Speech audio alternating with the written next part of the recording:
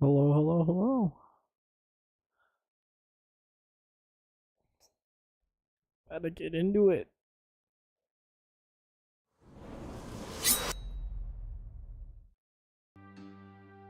The life and suffering of Sir Brante, Part 2. I'm gonna try and pay more attention to where my webcam is this time, rather than solely focus on the game, because I realized that last time my webcam went up here, right here. You recovering more than I anticipated. So last time I left off, we aged up or something, like The Sims. I died to my granddad. Shit's happening with the world. That's all I remember.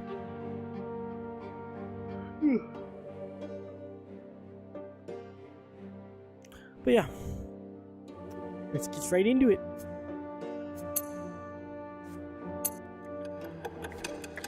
Adolescence, bitch. Here we go.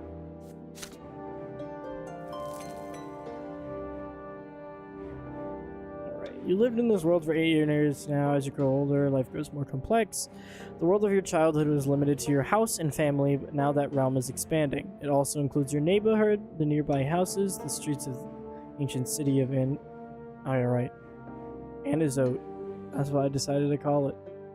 Anizote. The ancient city of Anizote.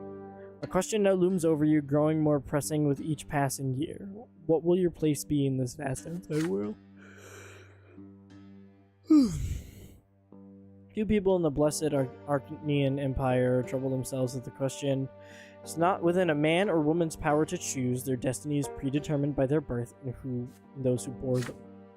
Yet a peculiar birth has granted you a choice. Your father is a man of nobility, a worthy example in matters of duty and honor. Your mother is a commoner of lowly estate, humility, patience, made of flesh. Your sky is a blazed day, night is the light of a shining pillar, the beacon of the clergy. Your back bears the mark of a lash. Will you accept the drudgery, suffering that is the lot lowborn your entire life? Will you follow in the footsteps of your father and father's father, fight for the right to serve the empire as a noble of the mantle? Perhaps you will follow the twin god's word and offer spiritual guidance to others. The answer lies out there in that vast, terrifying world. What awaits you beyond the walls of your home? Yippee! Let's find out! Alright.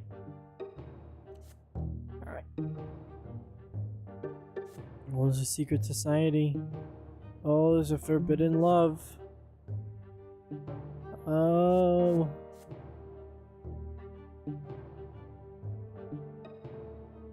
Interesting.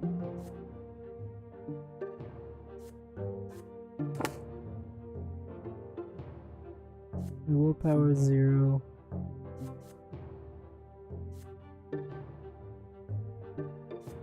Oh shit, my stats changed.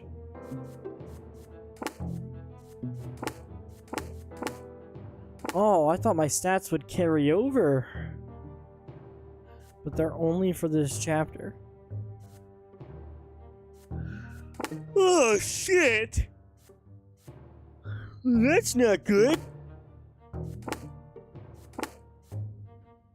I gotta start the fuck over. The world grows, the neighborhood, the houses nearby, the streets, the ancient Anizote. Will you accept the suffering that is the lot of the lowborn for your entire life? Will you follow your father? What are you doing? So, alright. Oh, there's more? Family, personal life. Meet a girl.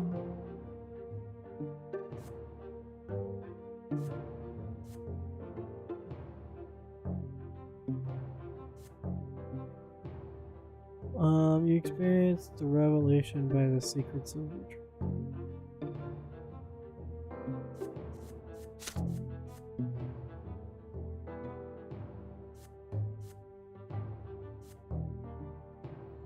Noble thoughts, ingenuity.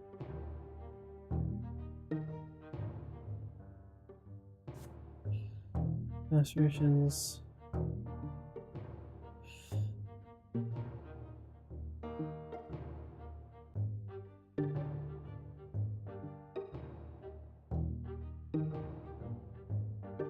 So, choosing my path in life.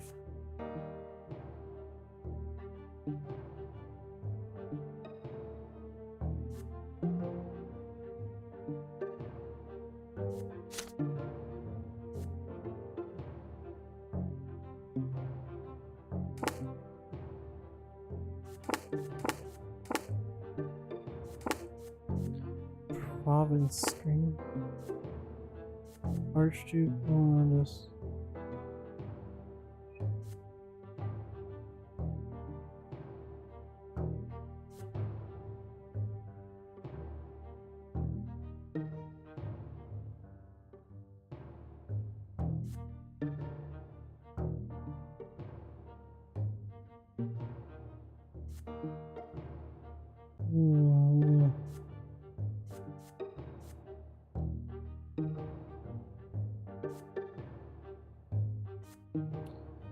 right? So that's gonna be important in the map of the Empire. Oh, shit. I'm not gonna be able to keep track of all this shit. Alright. I have a feeling this is about to get hard.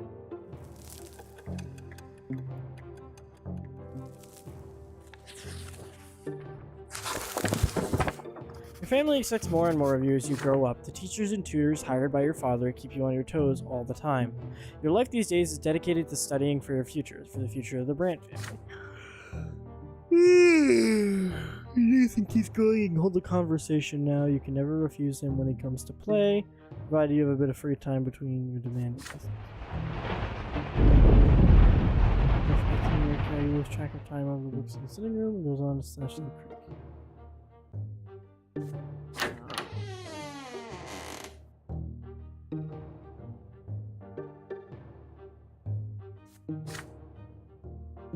Nothing.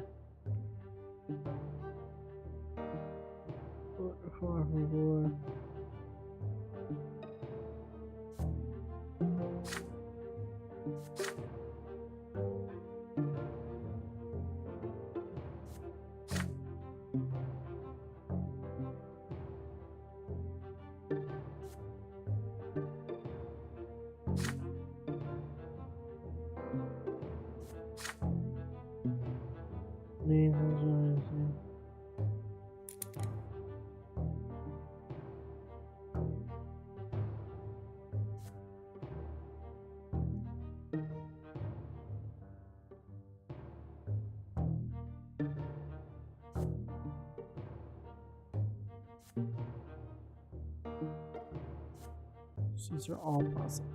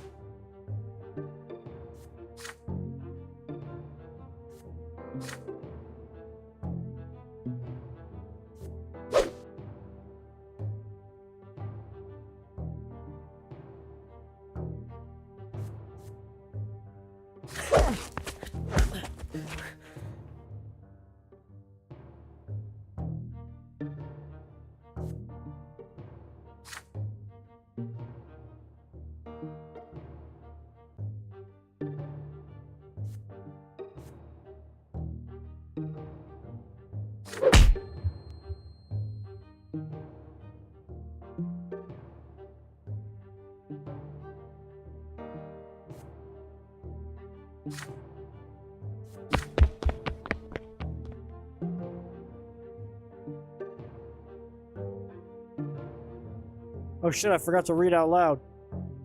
His dad came. His dad showed up. I was super into it.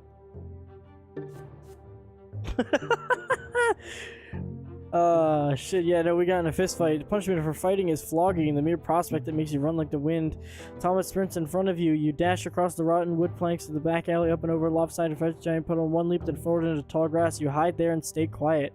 You hear no sounds of pursuit. You exchange glances with Thomas and start laughing. His laughter is loud and infectious, but soon he cuts it short and grows sadder. Yeah, I'm gonna get flogged anyways. Dad's always quick to give me a beating, and then he'll start nagging at me at me with lots and prayers for days like he always does. Why do I get myself mixed up in this stuff? But fighting's the only way to prove you're worth anything, right? The adults didn't see you fighting, you tell them. So all you have to do now is convince them you weren't. Nosebleeds happen, right? Mother gets nosebleeds all the time. Could try. Let's hope our little brothers didn't tell on us. I'll talk to mine. There's a scratch on your head. Don't let them see it. Good thing I didn't hit you in the face. They're good as new. You're sure that Nathan will never tell, and in return, you'll make sure he behaves himself so we won't get tossed into a ditch again. With that, you shake hands with Thomas. His handshake is strong as you would expect based on his fists. Make your way out of the tall grass. You need to leave before Thomas' father goes to your family and complains about you breaking your lot. You realize the way back, you had no idea the place you were hiding even existed. It wasn't too far from home. Oh, I know lots of places like that. I'll tell you what, if we get out of this mess today, I'll show you the way to the old fortress wall. It's a perfect place to build your own fort. Dragged a bunch of wooden planks there. Too bad it's no fun to build all alone. My brother never helps. He just gets in the way. Aw, poor man. Really nice to get to you now. You seem to have made a friend today. So we fought it out and became friends? I fuck with that.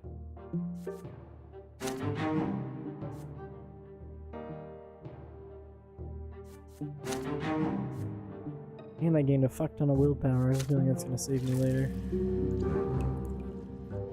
Thomas! Some of my relations?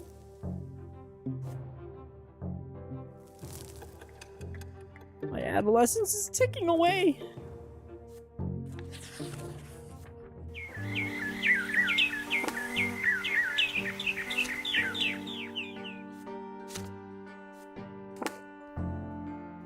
Unparched land of Magra.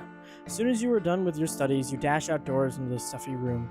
You and Thomas roll up your shirt sleeves, but it barely helps. You would gladly go shirtless had you only been in the company of other boys.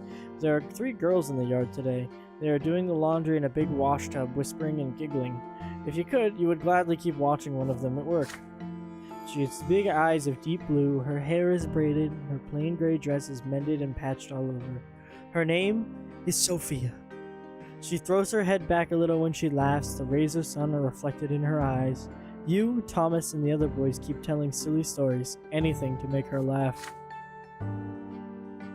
You sure love telling tales, Dylan. Oh, I remember this one time. Then Sophia hears a voice calling her home. She nods to you and runs across the street smiling. Her light steps carry her forward, but her eyes are looking elsewhere. But then a stone on the road catches her foot. She stumbles and falls flat into the dust. The streets are shaking and thundering from two as Rider appear on the horse around the corner. They bear a coat of arms as you recognize right away. A sable serpent blade upon a field of vert symbolizes the Melanides dynasty, the family of your province's archduke. Horses dash forward, a lost wooden toy on the road cracks under their hooves, and they will not slow down.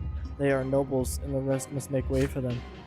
Sophia is in their way, just now starting to get back on her feet. Her mother is crying for her desperately behind the fenced door. You freeze in terror. The Rileys surely see the girl. Are they going to stop or are they going to trample her? It's only a few moments. This beautiful girl will be trampled, crushed. Oh.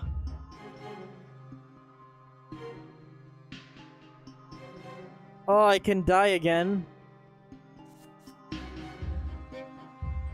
How many times?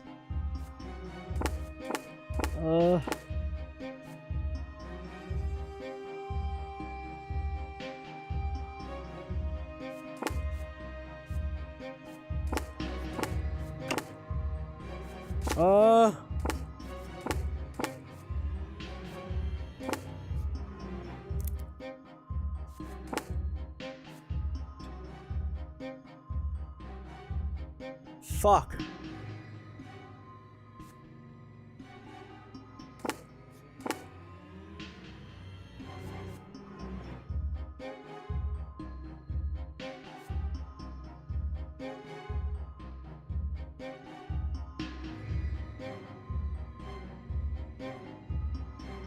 Oh, this is such a hard decision because I only get 2 more deaths and I have a lot of time left in my whole life. I have...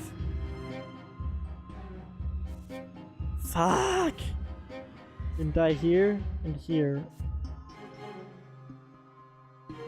So there's something where I'm just gonna have to let somebody die.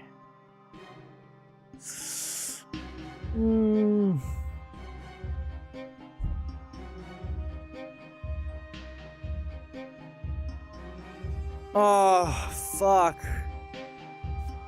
I'm gonna save her.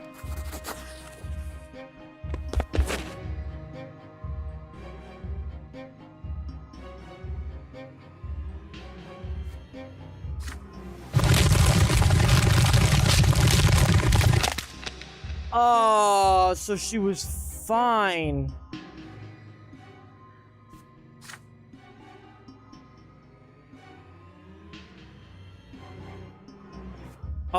Oh, I got, no, never mind. I got them to slow down so she could get away, and then I got fucking crunched. Ah. Okay.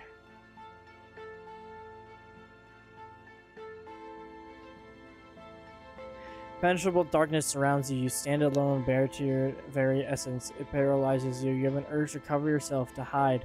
No one should see you so vulnerable, but you cannot conceal the truth in this place. You are bathed in its unbearably bright light. It is no hint of warmth in it. It is blinding and leaves no shadows. The shining pillar itself. This radiance exceeds your thoughts doubt. The way you are naked, liberated as a whole.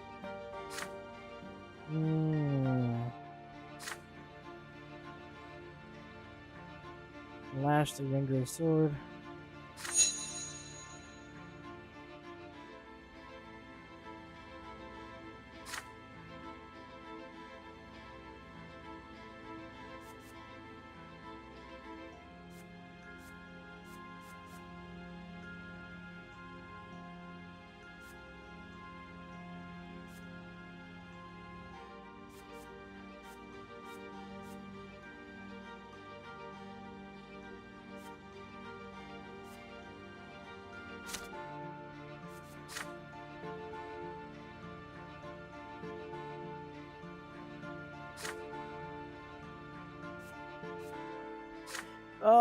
Drawn in darkness.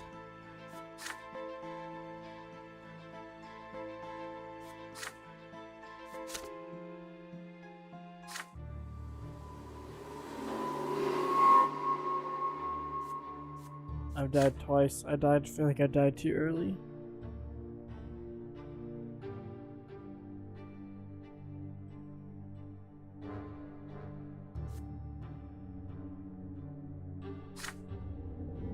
Smell the sickly moist air.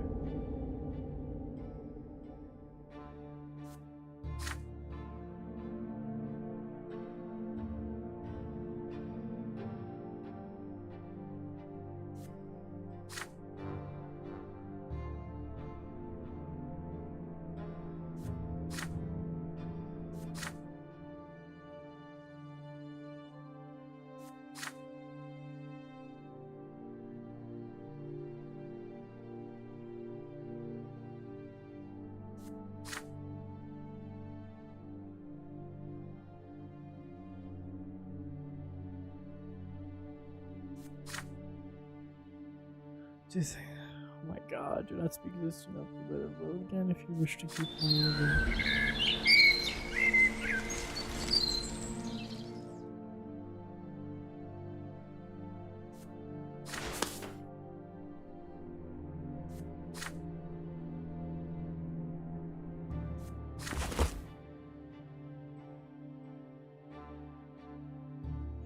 Why did you throw yourself in front of those horses? My life isn't worth any more than yours, so why did you think that?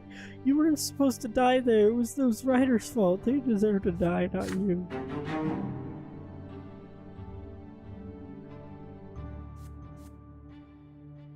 Hey! I saved her life and now she's indifferent to me. Because who would want to be my friend after that?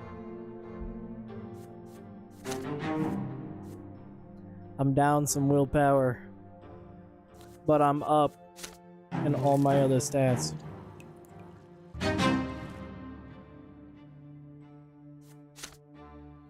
I have rescued Sophia!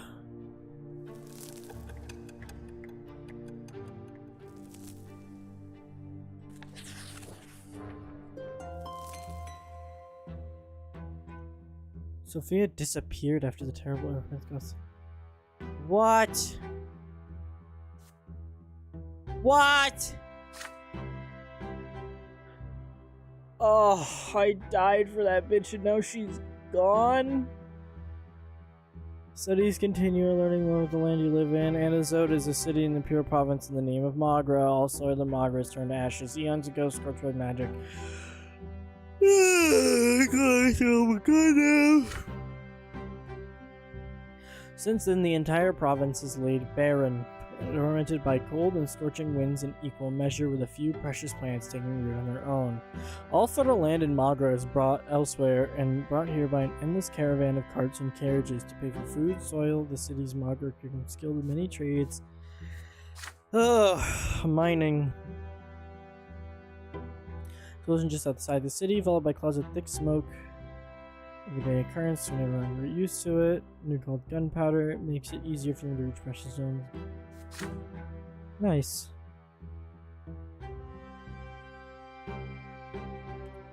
Awfully when nobody's watching Mother Hooch and everything else, not verbal rape, it's just takes 2 days. Such a lot of burnt up people to the city temple.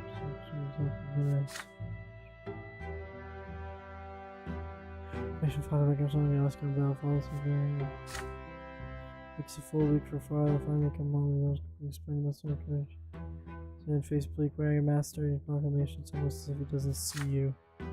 Right outside the city, they were trying to get a vein of oil. There was an explosion. The mine caved in. The black smoke started falling. Many workers died there. It's all because Count Vasco, who owns the mines, wanted them to start mining the vein before they were ready.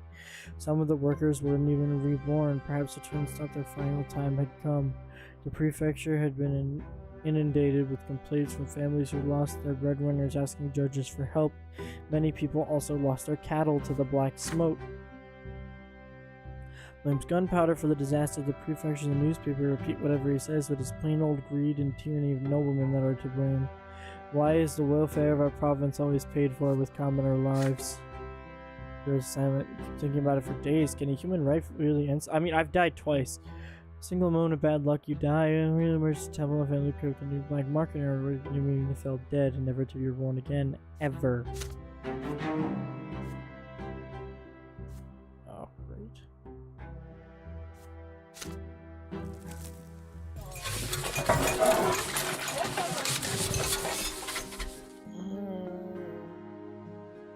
During lunch, Father tells you to stay home in the evening and prepare to meet some important guests. Your elder brother Stefan will return home by dinner tonight. Joining him will be your grandfather Gregor Brante, as well as a noble friend of the family. You are excited about your brother's return. It has been years since you last saw him. How has he changed during his years away from home? You and your father await the guests anxiously. The doorbell rings. 3 people are standing outside. Grandfather is the first to come in naturally, but he has not changed a bit since his last visit, still eyeing the house with contempt, looking for any reason to demean it.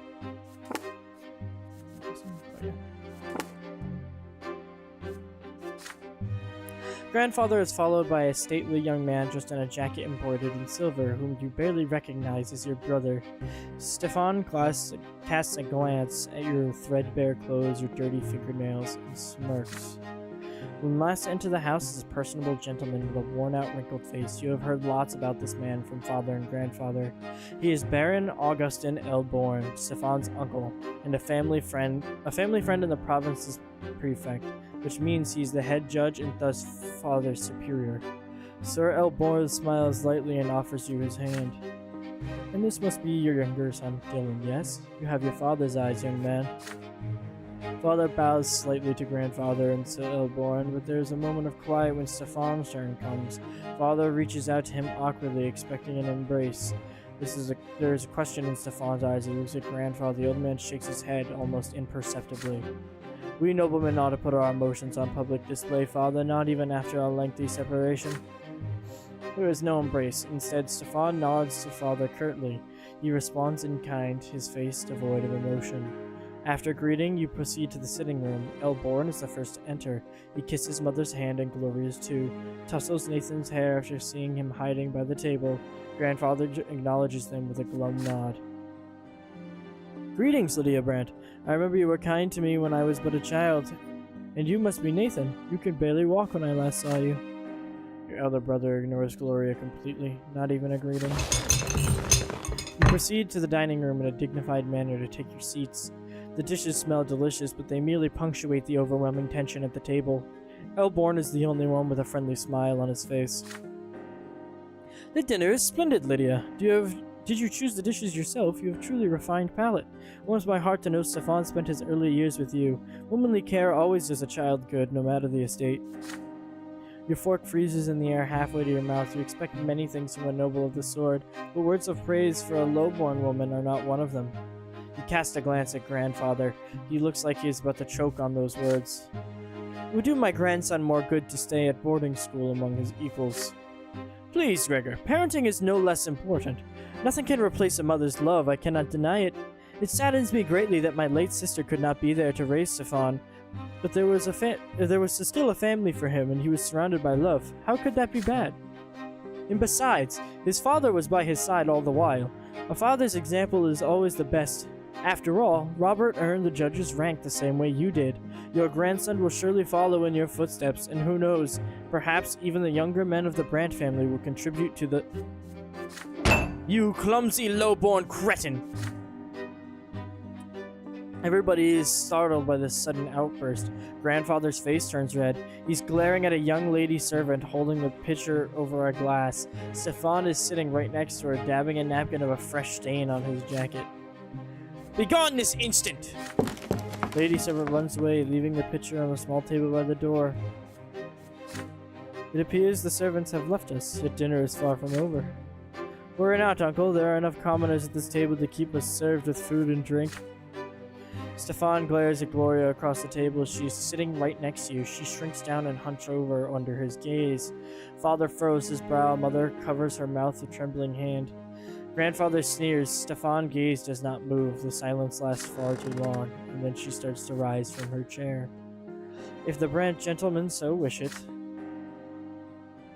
Hands clench into fists under the table. How can he bring himself to humiliate his own family, his own mother and sister like this?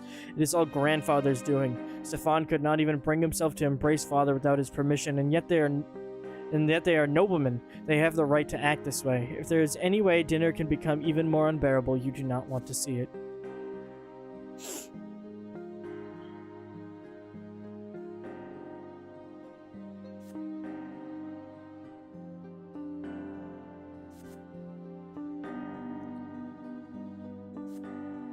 Ugh.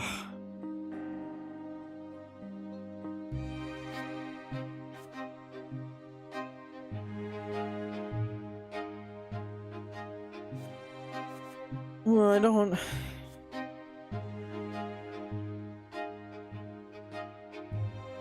Fuck, these are such hard decisions, God.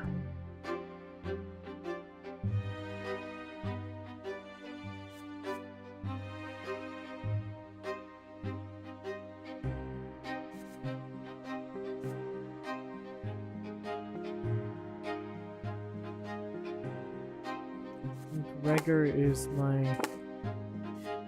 I don't fucking care about him, dog.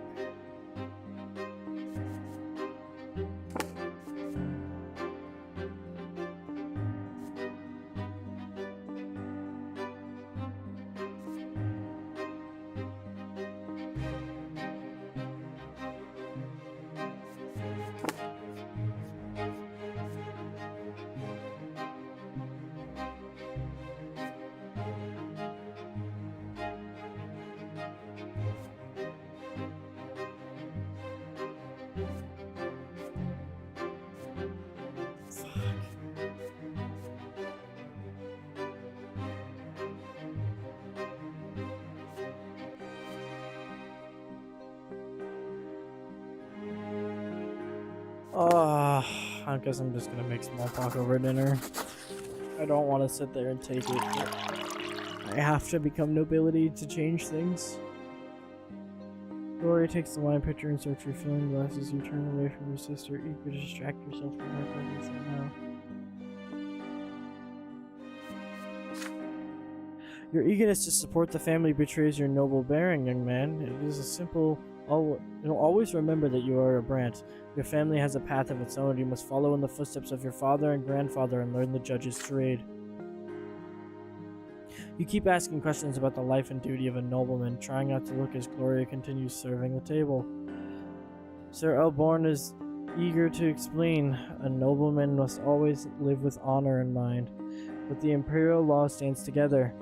Imperial law stands higher. There are naturally 3 lots, 3 estates. They can never be equal, yet the law must govern those who live within each estate. You have a hard time understanding, but some of the things the prefect of Magra says, but his intellect is stunning. Just a moment, I am receiving a phone call.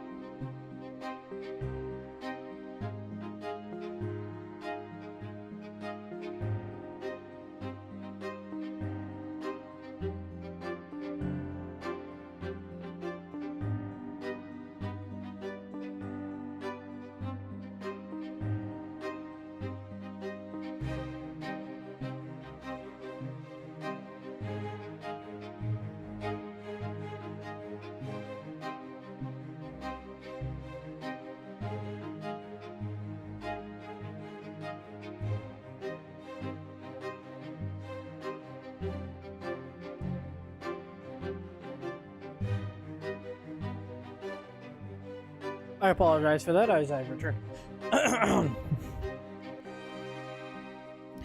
You have a hard time understanding some of the things Perfect Margaret says, but his intellect is stunning. The dinner ends, Gloria takes away the last of the dirty dishes and disappears quietly from the dining room. Sir Elborn cordially bids you farewell. Grandfather and Stefan are still as haughty as ever, but they are clearly pleased. Pleased with what, you wonder, the dinner or Gloria's humiliation? Then you go to sleep. Your sister is sobbing in the next room, loud enough that you hear her.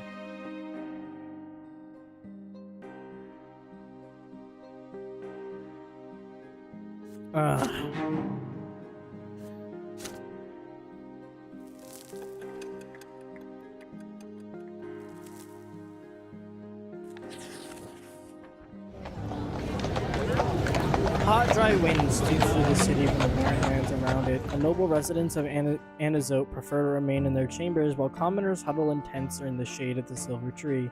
You're on an errand right now. Your father wrote a letter to a noble acquaintance, and you are to deliver it. Thomas, the boy down the street, is tagging along. The two of you are inseparable now.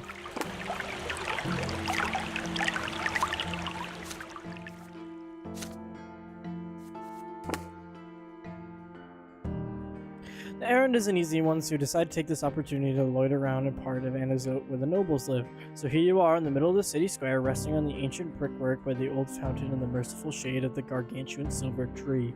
Thomas is by your side, lazily slouching on the edge of the fountain's basin. It's either a hard life for commoners like you and me. Either you break your back in a workshop day and night hoping someone will buy you goods, or you become a manservant to some noble. You never get a chance to enjoy life. But this is our lot, you reminded me we were to endure and suffer. Yeah, no, I don't believe in that either. Yeah, I know all that already. Mother keeps drilling that stuff into me. We must be humble, and our strength is patience and persistence. So yeah, I want to make my fortune no matter what. So, ain't that living by my lot, I ask you? But the lots, they ain't easy. Let's take you for example. Brant, your father's a nobleman, but even if that didn't make you one, just look at your hands. You've never had to work as hard as me, but we have the same lots, so we're supposed to suffer the same. Or look at your father. He's a judge. He toils at the prefecture day and night doing his judging, and he's a noble? I've never seen an Arcanian work as hard as he does. You shrug. The Arcanians are a different race. The books say they were born to rule over humans. They are never commoners, always nobles of the sword by birth. They founded the empire after subduing all the human kingdoms on the continent. Humans will never be their equals. Arcanians are always better, smarter, stronger, and their skin is a noble shade of blue.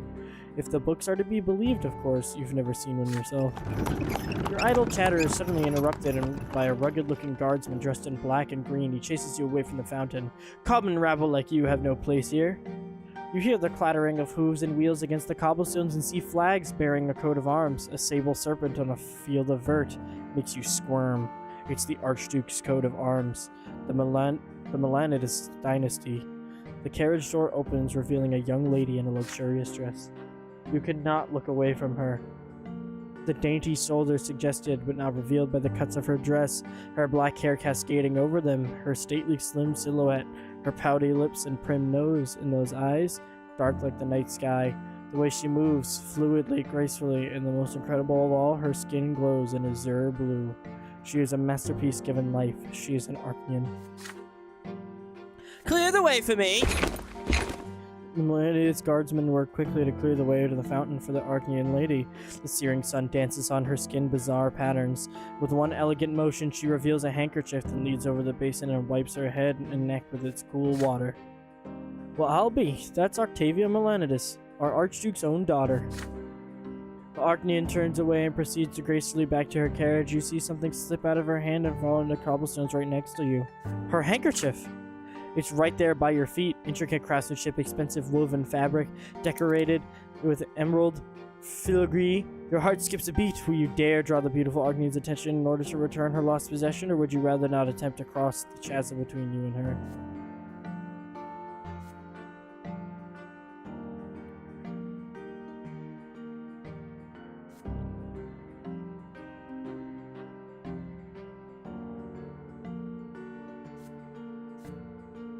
I think I'm good. I'm gonna give it back to her. That's a thing to do.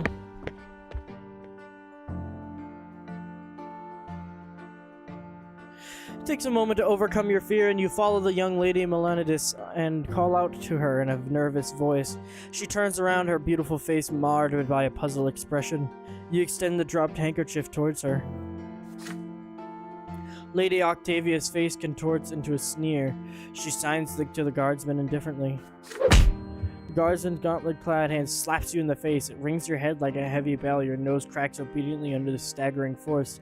The rest of you follow suit, and you fall prone. You can discern the guardsman's voice through the painful dim ears. Should I take the handkerchief back, lady? What a bitch! Let him wipe himself for all they care. As the demon drags back to the fountain, still ring with a paper roll coupled in your hand.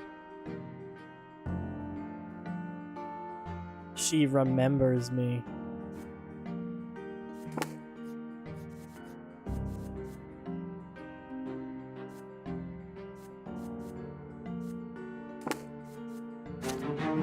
I didn't expect to get fucking beat for being nice.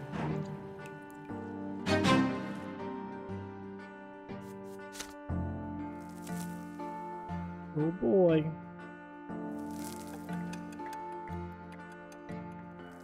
Don't tell me that bitch was my love.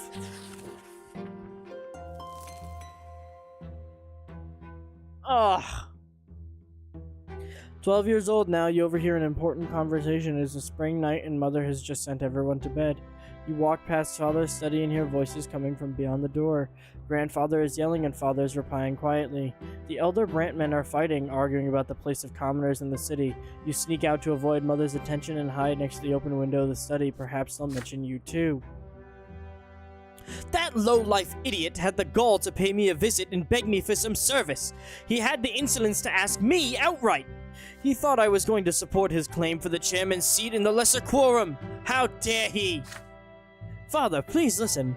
Mayor Egmont may be a lone-born, but he carries a lot of clout. That's a modern word, in Magra. He owns 5 iron mines. A friend like him could be quite useful, should he become the chairman of the lesser quorum. I don't give a damn who this Egmont is, Robert. Whatever he is, however low-born, his lot is humility and obedience. The likes of him can never rule anything. They're nothing but a flock of sheep that need a firm, noble hand to guide them.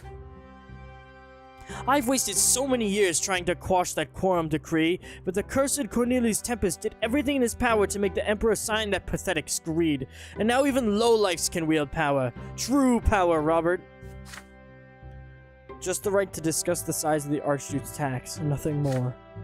That is only the beginning. What next? Are they going to arm the lowlifes now, make them into judges?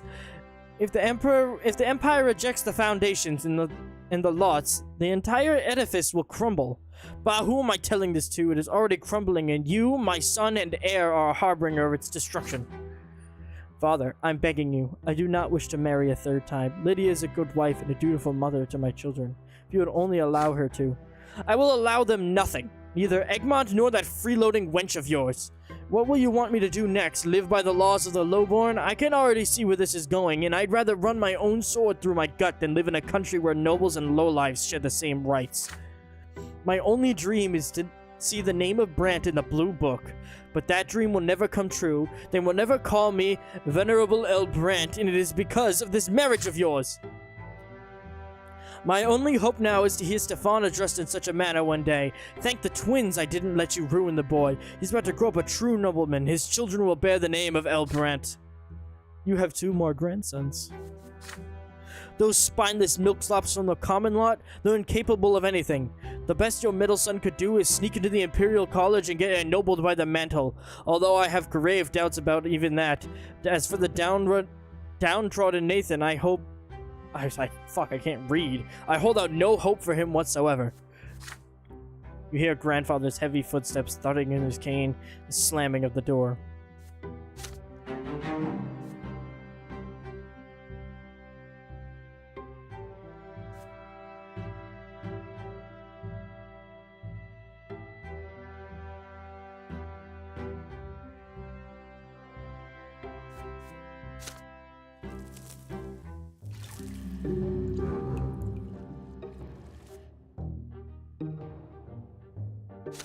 I get to master science. I get to master science. Finally, the day comes when the teachers stop coming to your house. Okay, hold on, I wanna...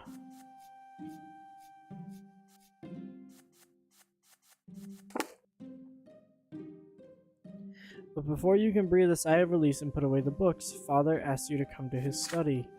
You've grown, my son. It's time for you to continue your education away from home. I've chosen a deserving school for you, Sir Tabor's School, the children of noblemen and well-off commoners. Naturally, it is not a boarding school for nobles, so you will study there during the day and come home in the evening. You share the news with your best friend Thomas. Sir Tabor's School, eh? Yeah, I gotta ask my parents to send me there too as soon as I get the coin together. Father says his workshop has toiled day and night for years to save up for my education. The school is based in an ancient state of Arachnean design. The classrooms are tall and spacious with massive benches, the sounds of scraping quills and lectures on history and imperial law and theology echo under the vaulted ceilings. The rules are strict, the lessons tiring. Restless Thomas keeps getting distracted, and several times he gets his hand slapped with a stick for it. Every teacher demands flawless mastery of their subject. Every day, Father asks you about your studies. You have already told him twice how Magra joined the Empire and how Noble's Court of Honor is different from the Commoner's Civil Court in the city prefecture. But Father keeps pressuring you to work even harder. When it is time to go to bed, Mother will not let you sleep until you recite a newly learned prayer for her.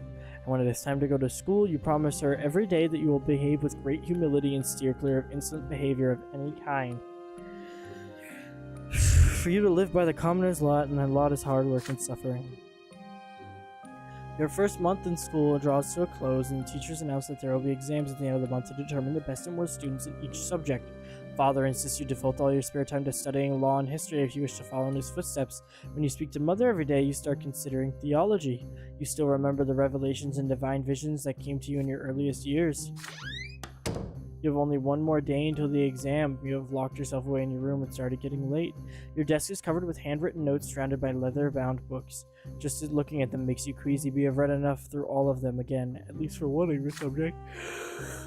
You told the other day I got in a fight with several boys in the street. A wooden fortress outraged by fortifications built by commoners.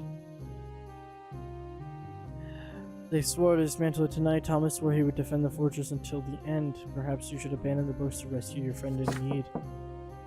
Nathan knocking shyly at the door. He stands there shyly, not saying a word, but often does that, standing still and just until you either speak first or he runs away.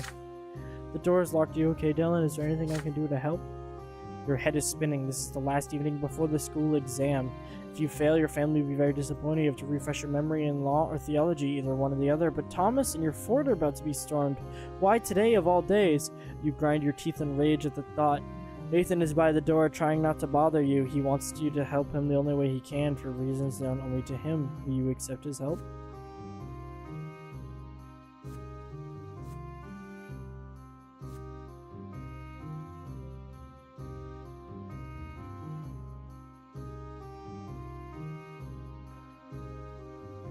So my father, my friend,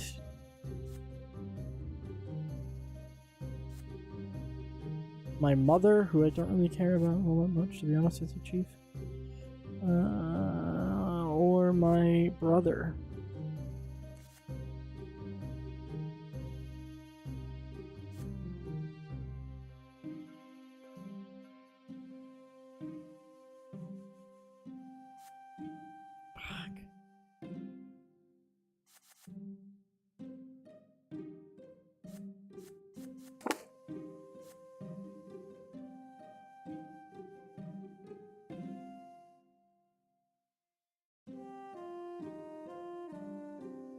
Fah!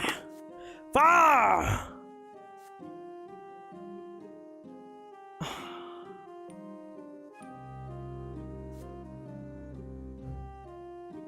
I'm gonna go help Thomas. I don't know, just my gut's telling me to.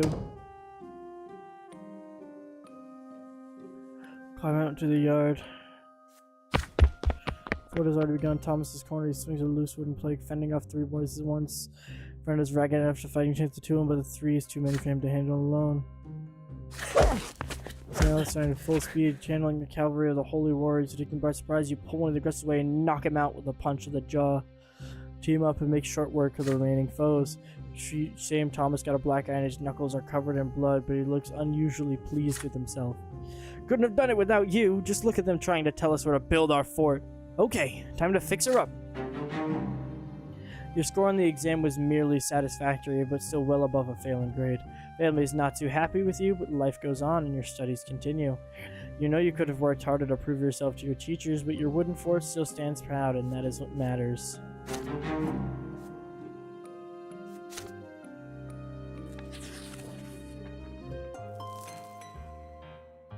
Your education continues. As you study imperial law, you come to realize there is a certain hierarchy, even within the noble estate. It seems your father's status is not quite equal to that of the more eminent human Archnean gentry. You return home with this new information at your disposal. Father asks you about school after dinner, as he always does. And so what's the difference between nobles of the mantle and those of the sword, Dylan? You already have an answer ready. The latter status is hereditary, meaning that it is passed down from father to son. After the Archneans, nobles of the sword are the most eminent of humans in the Empire. They own land in their estates. They fill offices with the highest ranks, and the names of their bloodlines are preserved by the Great Blue Book. Nobility of the sword can only be granted, but that's not English. Nobility of the sword can only be granted by the overseer of the province or the emperor himself.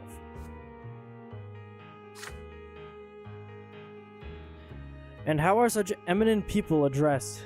Oh, welcome in, Jason. I see your message now. With the honorific L before their name, you respond. Sir Augustin L. Bourne, for example. Father pats you on the shoulder, clearly pleased. And what about the Archneans and their status? What have you learned about them? The Archneans stand above all human gentry. They are born to rule over humans regardless of their titles. No L is required when addressing them. They need no honorifics, for the names of their ancient dynasties are known to all. Father nods somberly. Yes, we can never be their equals. Do whatever an Archnean tells you and never defy them. Ever. And what about grandfather and me? Where do we stand as nobles? That is easy. Father and grandfathers are nobles of the mantle. This title cannot be inherited, but it can be earned by any commoner as a reward for great service to the Empire, in the Legion, or as a civil servant. Father suddenly grows quiet and looks you eye intently. Yes, someday will you earn a noble title too, son, all in due time.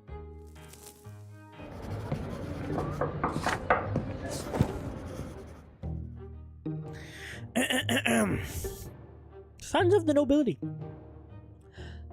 Sir Tibor's school teaches all children of all stripes. Nobles of the mantle and low-born parents can send their sons there. And every passing day, the children of noblemen invent new ways to snub and bully the commoners. Most of the time, the bullying leading them is to Diedrich, the son of the secretary for City Hall and a self-imported slob. The sons of noblemen never pick on you, however. They know that your father has been ennobled by the mantle.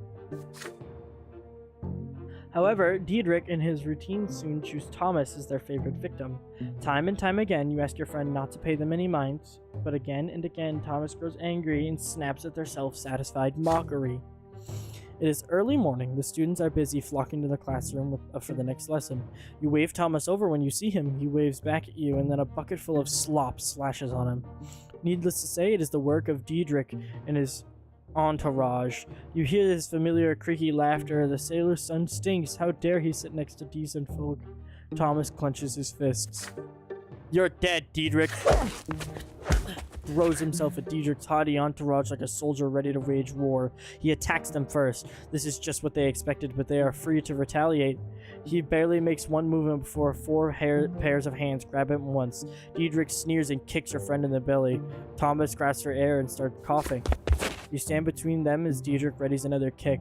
The nobleman's son cocks an eyebrow. Why do you mingle with commoners? He asks. Your father is a noble of the mantle, and you ought to be friends with your own kind. Your equals, not the dirt beneath your feet. Beneath him, 4 boys hold Thomas down as he struggles furiously. The other students are watching you, frozen in fear. Diedrich haughtily extends a hand to you, clearly expecting you to shake it. What will you do? I do not want to shake this stupid fuck's hand.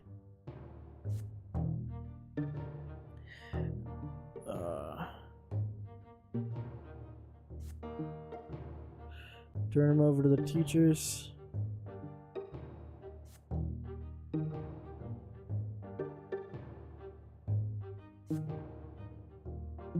I'm gonna fucking challenge him. I'm gonna take his ass on. Not shake his hand. Instead, you challenge Diedrich to display at least some dignity by fighting you one-on-one. That is, if he considers himself a nobleman's son, of course. Diedrich's face grows serious. There is no way for him to refuse this challenge in public. Diedrich makes a sign, and Thomas is released and pushed to the floor. He gets back on his feet, cursing and itching to rush at them again, but you hold your friend back. The teacher of the Imperial Law comes into the room just in time. Everybody immediately returns to their seats. A day full of lessons begin. You keep daydreaming of Diedrich's face and how you're going to put an end to that nasty smile of his. Let's catch that cockbastard together, you, and clean his clock. He hurt me, not you. Oop. The deal has been made. You tell your friend Thomas, that this is a matter of your honor now. Thomas huffs angrily but agrees. Diedrich is already waiting for you in a narrow back street by the school, his retinue by his side. You walk forward and give him an opportunity to end this dispute once and for all. This is the nobleman's way. If you win this battle, Diedrich and the other children of the nobles will never pick on the commoners' sons again. If he wins, you will never stand in their way and protect the other students. You will fight him one-on-one. Dude, I've got this! Diedrich walks forward uncertainly. You both roll up your sleeves. You raise your fists in a fighting stance. Diedrich tries to copy your movements. You hit him first. Diedrich does manage to land several glancing blows, but he is fighting a losing battle. He has never been in a real street fight. Thomas nods in approval. You have learned a lot from him. It does not take long for Diedrich to stop fighting back. One more blow and he squeals and raises his hands. You have won. You turn to the other nobleman's sons with a victorious look on your face. No more teasing. And if anyone else says so much as one bad word about Thomas, they'll pay. Diedrich's former retinue disperses silently. Let's fucking go! Fuck those guys. And I got some nobility for it.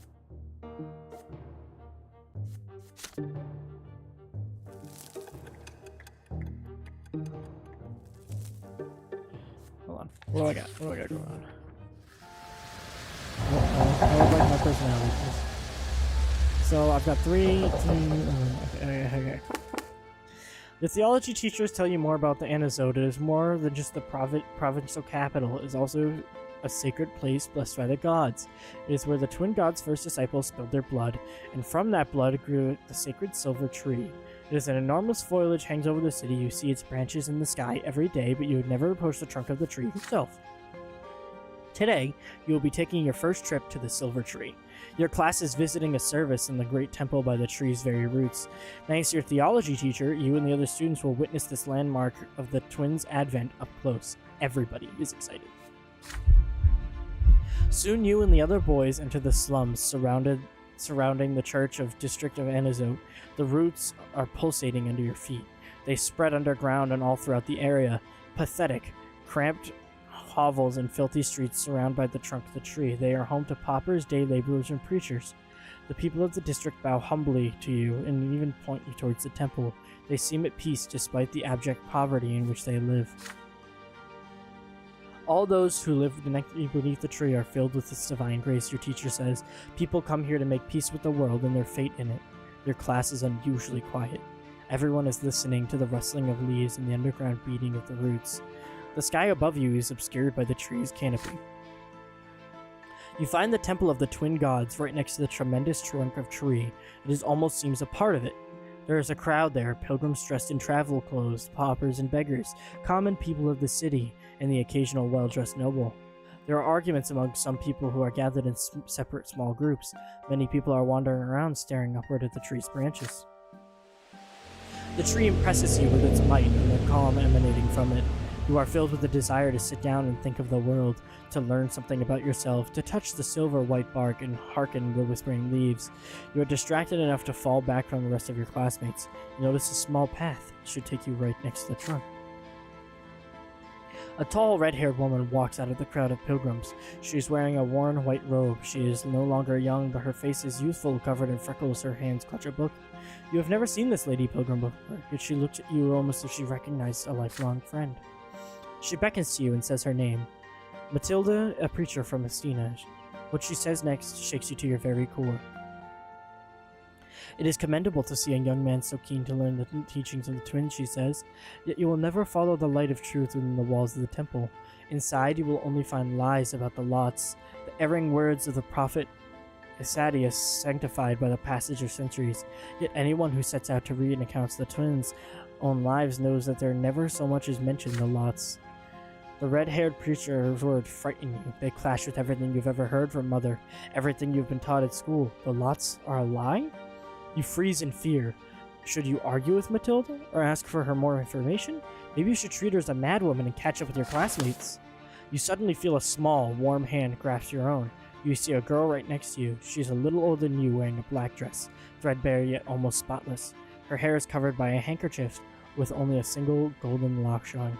Her brown eyes are burning with rage, her hand pulling you away from the red-haired preacher. You stare in confusion at the strange young girl, your cheeks flushed by sudden touch. But there is just a bit of color on her cheeks too, but then she starts speaking to you quickly. Don't listen to her. She's dangerous. Come to the temple with me. Only there you will see the truth. You stand there, surrounded by the crowd of praying pilgrims and the sounds of shuffling feet torn beneath the people you have never seen before. Each of them expects you to follow her. But all the while you hear the whispering of the wind in the tree's branches. The branches reach out for you, almost as the tree wishes to speak to itself. Can you hear its voice?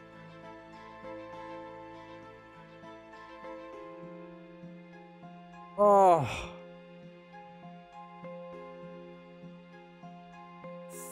Fuck, and I needed the epiphany to do that.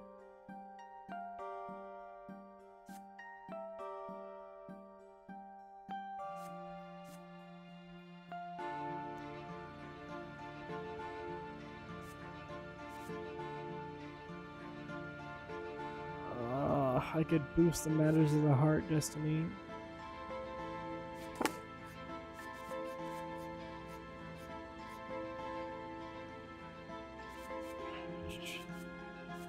I think I went out of my way to get the epiphany. I gotta give in to the epiphany.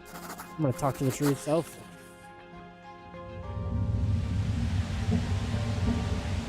Matters of the heart is for a specific person. That makes sense.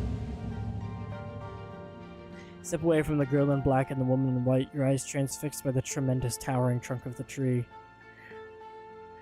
For some odd reason, you recall Mother's ant farm, with the ants hard at work inside, and her face as she explained its laws. It's a fleeting, distant memory, a child's realization about the workings of the world at large. At this moment, you see yourself and all the other people for the ants they are.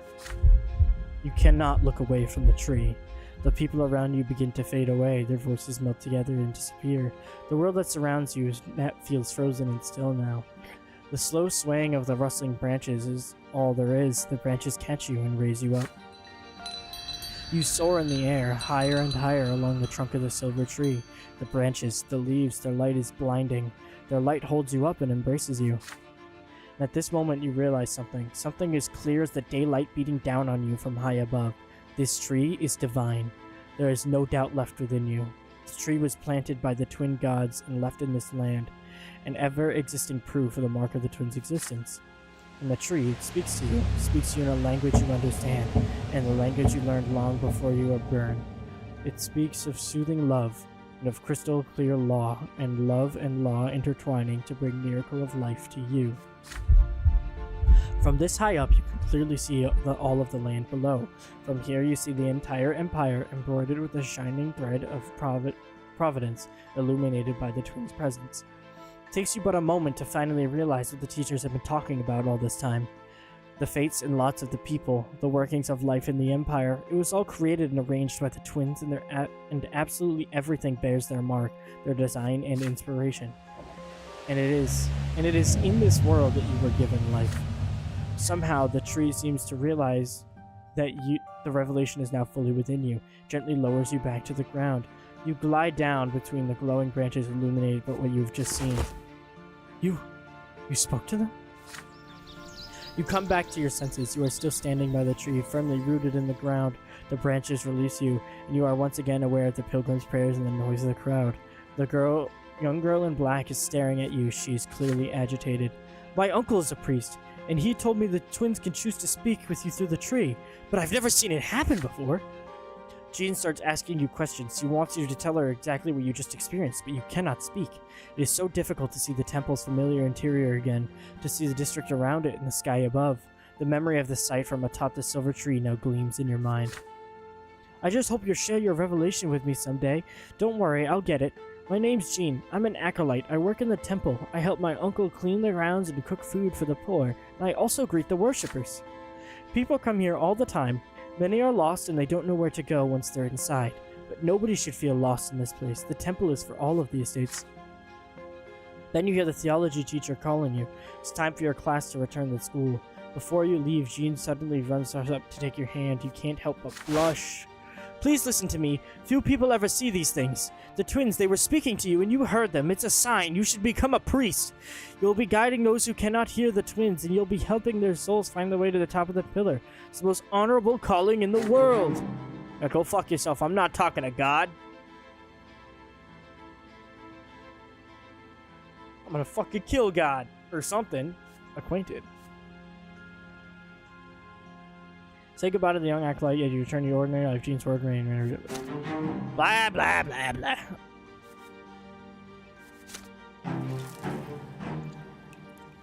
I received a vision!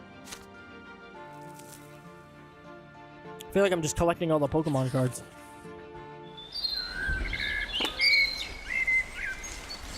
I've done all my personal shit. Oh, excuse me. Oh yeah, I died a second time, by the way. I don't know if you skip back and watch like a little bit of what happened. I died a second time. I already died twice. I jumped in front of the horses to save this girl that suddenly vanished a year later, and I haven't seen her again since. It feels bad. Thought I was doing a good deed, and then she just fucking vanished out of thin air. Well, I can die one more time, but if I die again after that, I'm cooked. I'm dead.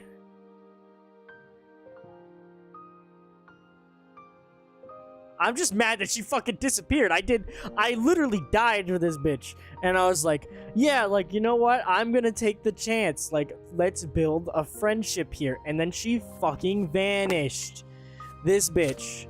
She literally disappeared. Anyway. We'll figure it out. Another school day has ended. You're making your way home, still mulling over the things you've learned from your teachers. The founding of the Empire, the eternal and unshakable rule of a single dynasty. The 3 estates, and each with its own rights. Yet what an odd sort the order world has, and it's so mysterious. At least it sounds that way when your teachers talk about it. Mother is waiting for you on the porch. She smiles gently when she sees you, and yet her expression still shows great concern. Father left on a trip to several distant Mogren towns a few days ago. Since then, Mother has been trying to tell you something, but she seems uncertain. Son, could you put your things away and come pray with me? No. Alright, I guess I don't get a say. You want to join your mother in the prayer to the twins. She prays with fervent sincerity, her head bowed low, reciting the words of obedience to them. Blah, blah, blah, blah, blah, blah. I don't care. Prayer ends, Mother sighs and turns to you. You'll be grown soon. It's time you learn about certain things that are important to our family. Difficult things about your father, me, and our marriage. Oh, they're getting a divorce! Getting a divorce! I don't like Mom. I'm sorry. I'm not a fan. What was for? Your father's a nobleman of the mantles. How can he marry a commoner with another man's child? You see, Dylan, your father, when his first wife Amelia born died, it was a painful blow to him. He lost the will to live, lost all purpose. He felt like his own destiny was cut short that day as well. And then he met me. You know the troubles I had in the past. I went to prefecture as a petitioner and asked him to help. Protection and justice. When I was a young girl, I worked at a small shop, sold crockery and dishes, and a nobleman took a liking to me. May his name never be forgotten. Oh, may his name be forever forgotten. I don't think you're allowed to say that. The twins know I was humbled and honored by his lot to rule, but he took me by force. Motherfucker.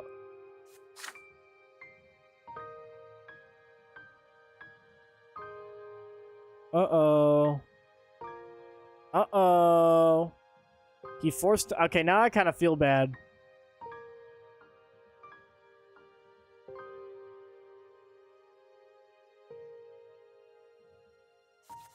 Look at my family tree again. Oh, you're right. She's that noble. Ugh. Alright. Alright. I feel a tiny bit bad.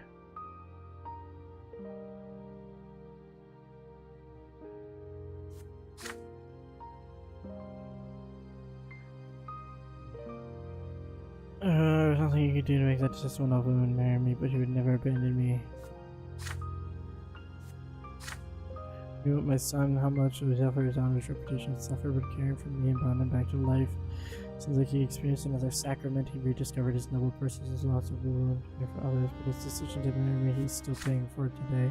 Your father had the courage to defy your grandfather, the founder of his bloodline. If only you knew how much he had to endure, my son. If only you knew the despicable rumors we heard about the Brants all over Anazote. It was only thanks to the effort of Sir Gregor and the Brant bloodline managed to hang on to what little is remained of its reputation. And now the noble families have all but forgotten about the scandal. Thank the twins. Do you understand what she is telling you? My son, I'm not telling you this to share the pain of my past. I have no reason to complain. Even Sir Gregor has accepted me through gritted teeth. But you need to understand the heavy burden our family must bear, including our scandalous marriage and Gloria's foul origin. And Gloria, she can never be a Brant. Even if the elder Brants agreed, the news would stir up an old scandal in the minds of high society. And if that were to happen, Dylan, they would never even see your birth as illegitimate. Oh, they would even see your birth as illegitimate. What I've told you just now is something you have to know, son. You're about to enter adult life. By my lot, I must be humble. I cannot tell you how to treat your family. But may I ask you a question? Now you know all this, do you still see Gloria as your sister? Oh, no! Oh, no! That's still my sister, dog!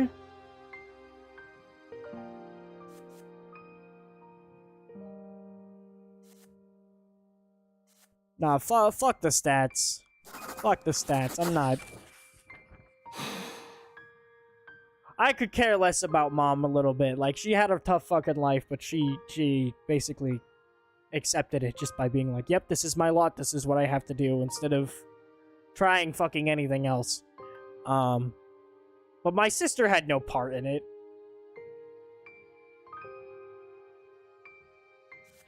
Ugh.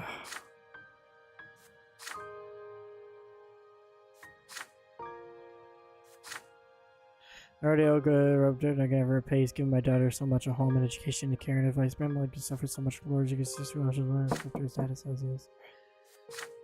Mother Dylan, I couldn't find you. How will I greet your sister? Yes, she is your sister. No old secrets can ever change that.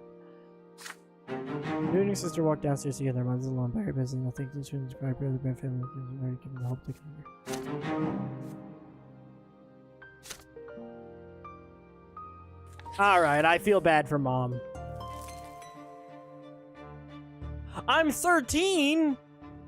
Hey! Another theology lesson. Today's sermon about the priest and why the clergy is the only one of the three estates. Why was she saying that I really knew about why the family?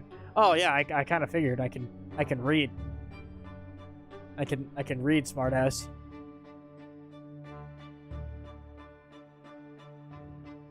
Anyway. Yeah, I can read. As much as it seems like I can. Here, ready? Look, I'll give you this good example by reading this very fantastic paragraph in front of me, and probably stuttering at least twice, but I can still read it.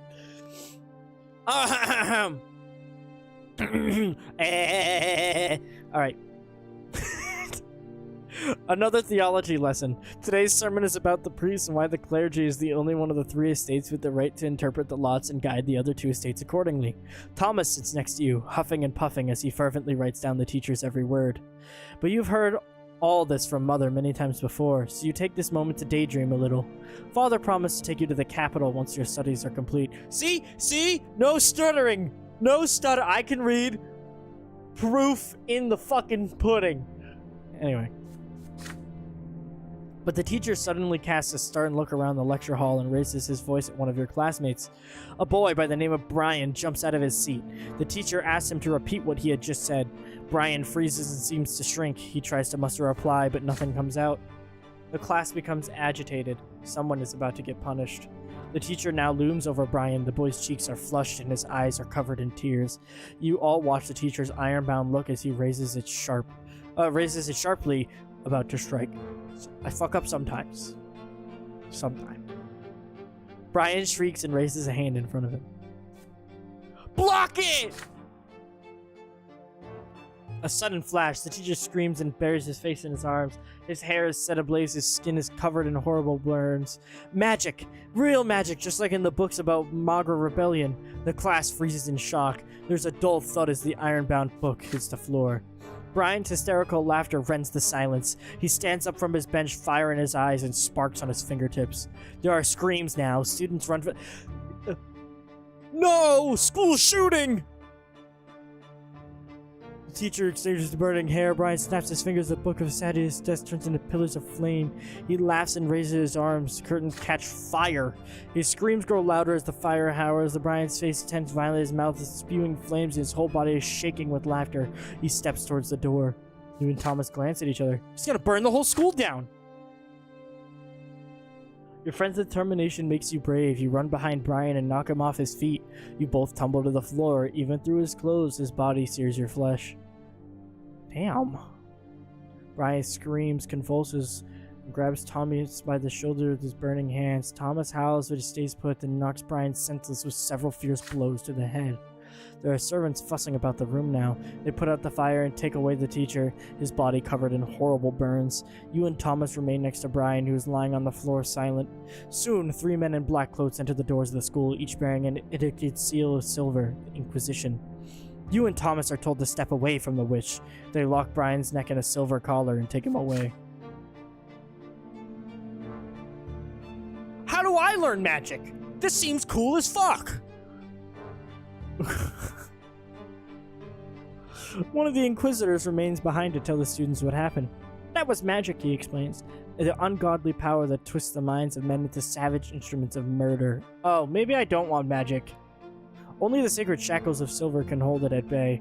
Only the power of the twins can save us all from its evil grasp. The next day you are forbidden from ever mentioning Brian's name again. He is no more. Well, god motherfucking damn. I don't even know what to say to that. That's kind of crazy. Alright, taking a quick break to go get a drink. I shall be back.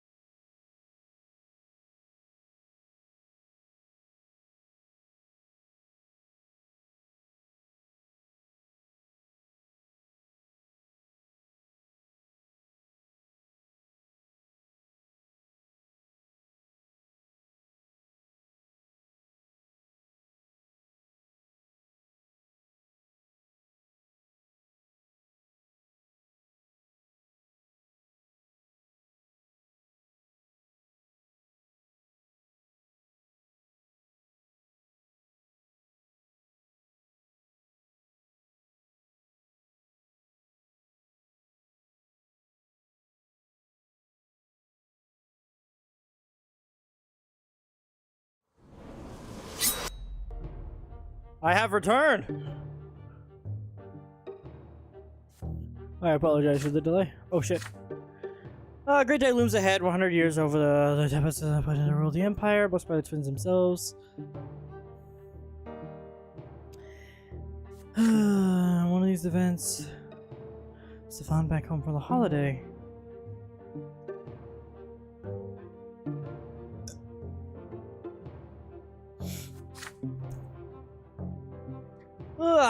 Fuck you, Stefan.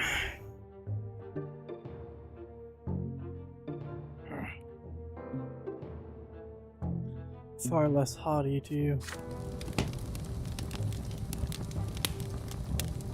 It's a dark winter evening, a damp, cold wind sweeps the city of the barren lands. You and Stefan are sitting in the library, telling about a turn of the capital of the Empire. It is full of so many wonders. The Imperial Palace, the enormous Temple of the Twins, the Military Academy, the Imperial College. You have read so much about these places, yet he has seen them firsthand. Nathan enters the library. He looks concerned. I can't find Gloria. I looked everywhere. She's not in the attic. She's not in the sitting room. Not in the kitchen.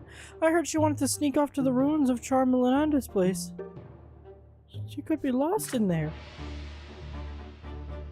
The rebellious Duke. The ruins of his palace are a dangerous place. Some children claim his tainted magic still lingers there, which means you absolutely have to make your way there and back again to prove you are not afraid of the long-dead witch. Your brother tells you to wait. He leaves soon and returns with his sword in sheath. Wait, Ellen, we're going to rescue Gloria. She must have gone to the ruins in search of inspiration for another one of her little rhymes. You and the two of you instruct Nathan to tell your parents you've gone for a walk in the square, and you and your elder brother head outside. You are confused by Stefan's actions. He refuses to treat Gloria like a human being, so why is he so determined to rescue her? Stefan notices your expression. Are you wondering why I care about Gloria all of a sudden? I can't act in any other way, can I? The law of honor compels me to protect my family.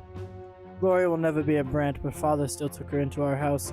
I must respect his seniority and defend Gloria like she is one of our own. You are a Brante too, noble or not, which means it is your duty to aid me. The ruins of Charmelanda's place and the entire district. The palace was abandoned over centuries ago, and its remnants are overgrown thick with underbrush. The ruins palace is empty, nothing cold wind blowing over the crumbling brickwork. Even the worst of scum steer clear of this land. You make your way through the ruins until you spot scattered sheets of paper covered in writing. Your sister's writing. You hear loud laughter coming from behind a dilapidated stone wall nearby. You pull yourself up to peer over it. Gloria is lying face down, twitching and sobbing. A gaggle of drunk young thugs surround her, cackling and swinging their arms about. You hear their shouts. Look at the lass sitting here rhyming words together. She thinks she's all noble. But don't you worry, you low-born tart. We're gonna teach you your place. One of the louts spits at Gloria as she lies there. Get away from her this instant, you bastards, or I'll spill your guts! They respond with mocking laughter. Stefan draws his sword. The street thugs recoil in fear, but as soon as they notice that he's the only one armed man against many... Oh, he is only one man against many, they start reaching out for sticks and stones. Stay by my side, don't let them flank me. Stefan's hand shakes, but he looks ready for battle. He is outnumbered. For a moment, you hesitate. Perhaps it might be better to run for the nearby district and call for the guards. The young thugs are already armed with makeshift weapons. They start approaching you and Stefan cautiously. Get ready to fight.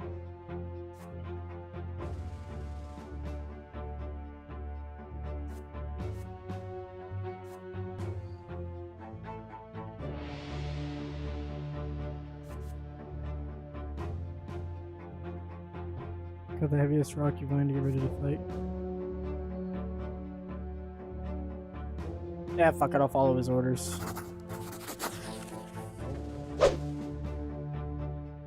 First fight is your competence. You follow your noble brother's orders. It takes him to grab a stick, and when you are at Stefan's back, angry swinging louts as they try and bring him down.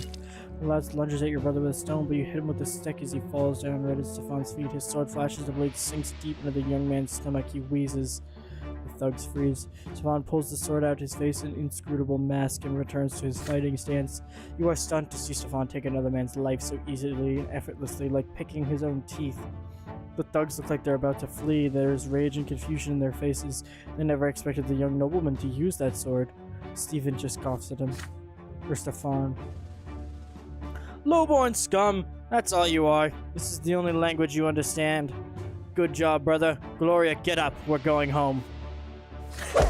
You turn to glance at your sister, giving the enraged look just enough time to rush you. You get separated from Stefan. Your back is against the wall now. They hit you hard in the stomach, then the face, then the side of the head, then your mind slips away. The darkness disperses, you find yourself lying in your bed. Stefan is in the armchair next to you reading a book. He's alive! With left arm in a sling and a black eye, but he's alive! Your head is spinning and you feel nauseous. You try your best to sit up. Stefan looks up from the book. Don't try to get up. You lost a lot of blood. I suppose that was a few thugs too many for a single warrior, even with a good backup. I'm impressed. We fought like an army. The nobles' orders, the commoners' obeys, all according to our lots. We defended the family's honor together. You know the brother nobleman's lot is already burning, but you fucking talk a lot. Invite everything see, but do your duty. Each and every decision comes a nobleman. What did I tell you? This was just fucking blah blah blah blah blah. Think about it often. A noble must act weak, a noble must suffer, a noble lot, a noble must rule over them wisely, a noble must ensure they have work to do. It's not merely your own lot you have to look after, you have to ensure that thousands of others can live by their lots as well. And there are so many more matters to take care of. Honor, dignity, tradition, it's tough what it takes to be a nobleman. Do you understand what I'm talking about?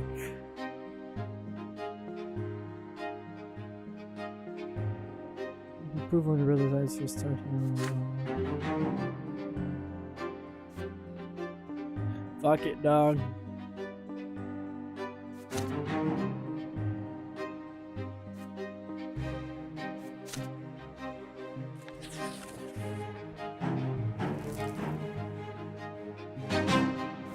Hey.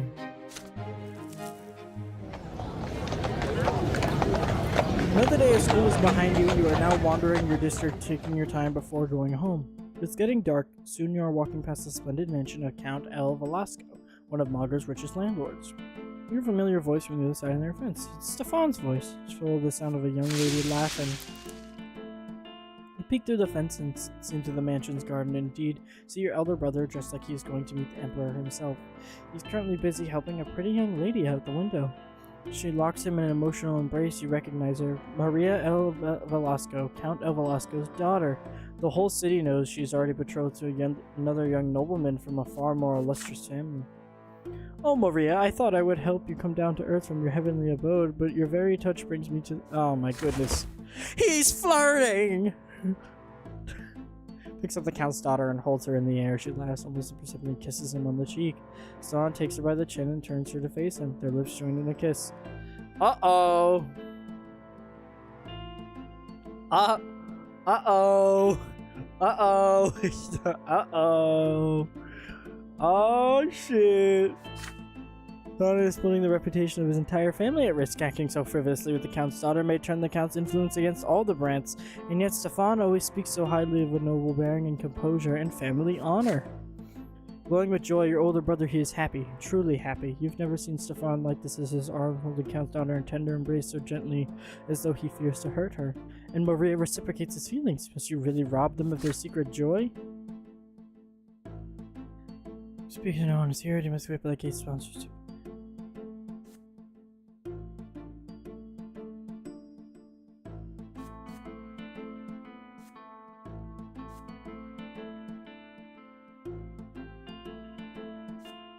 I'm gonna aid him.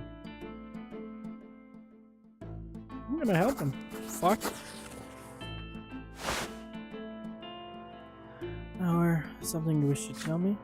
Mr. Swan, you saw him today. The Velasco garden of the Count's daughter. The affair for both families' honors. Can you say you're happy for him?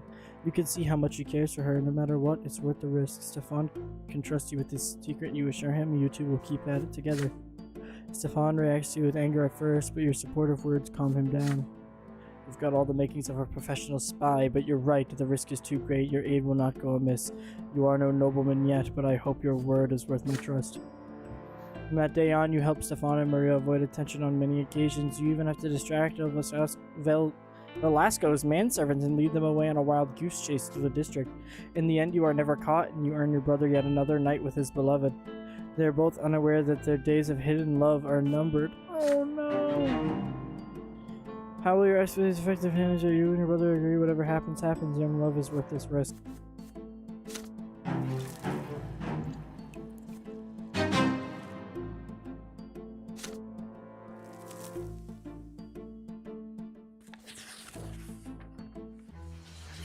God, this chapter is so long. Before long, the entire city hears how a gang of lowborn thugs assaulted Stefan Brante. What?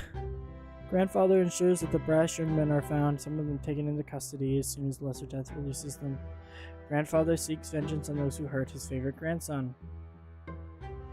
Oh, this is because we got beat up.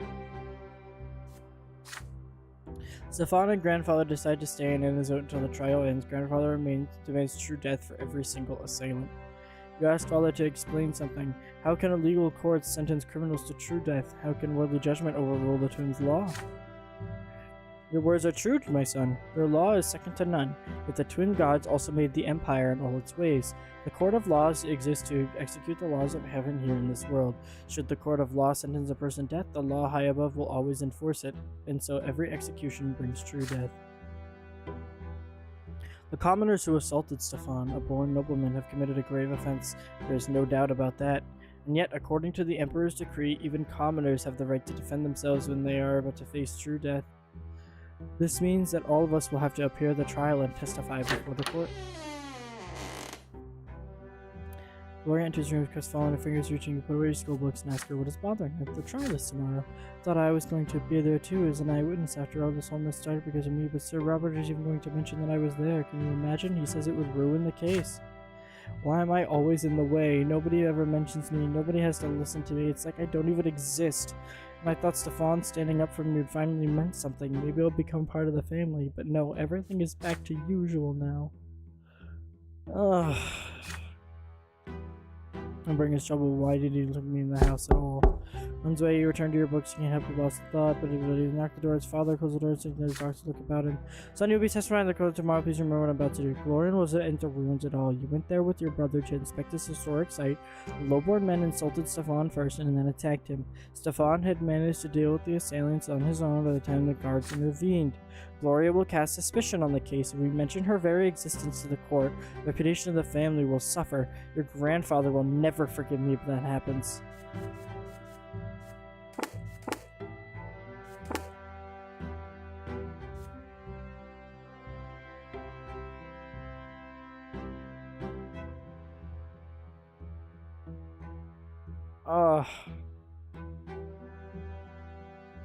I know my father's a judge. It's been talked about quite a lot.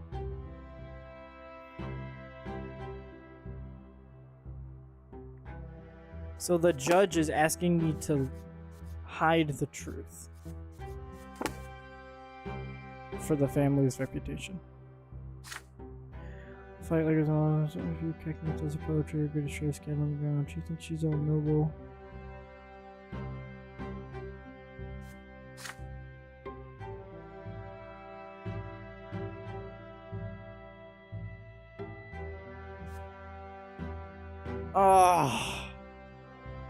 I don't have enough willpower.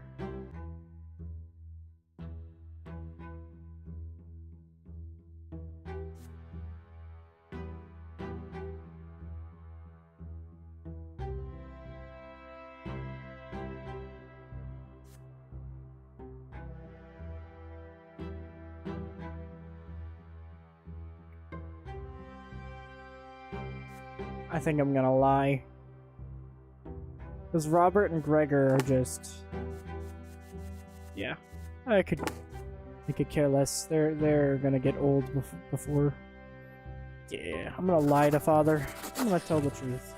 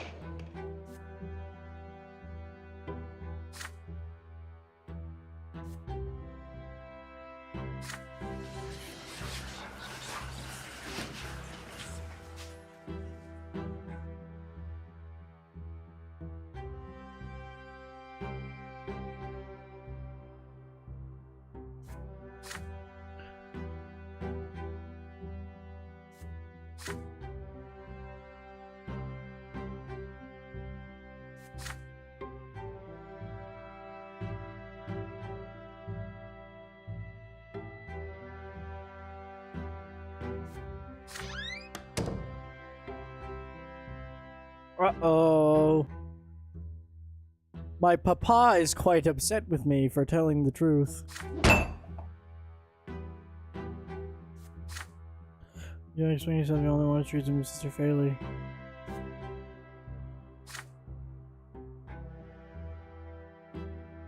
Sister, he says, get out of my sight this instant, both of you, in a world of punishment, young man. You and your sister, nothing but a disappointment to me. Be gone. Fuck you.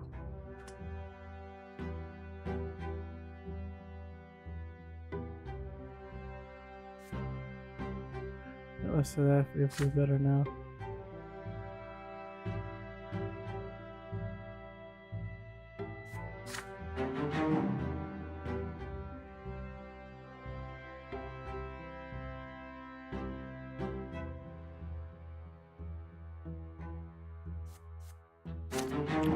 Oh boy. Oh fucking boy. But because of that, I met my ingenuity goal. Today you and Thomas are to explore the streets of the castle district. You delve into this district. We don't see the walls in Anazode and walls in.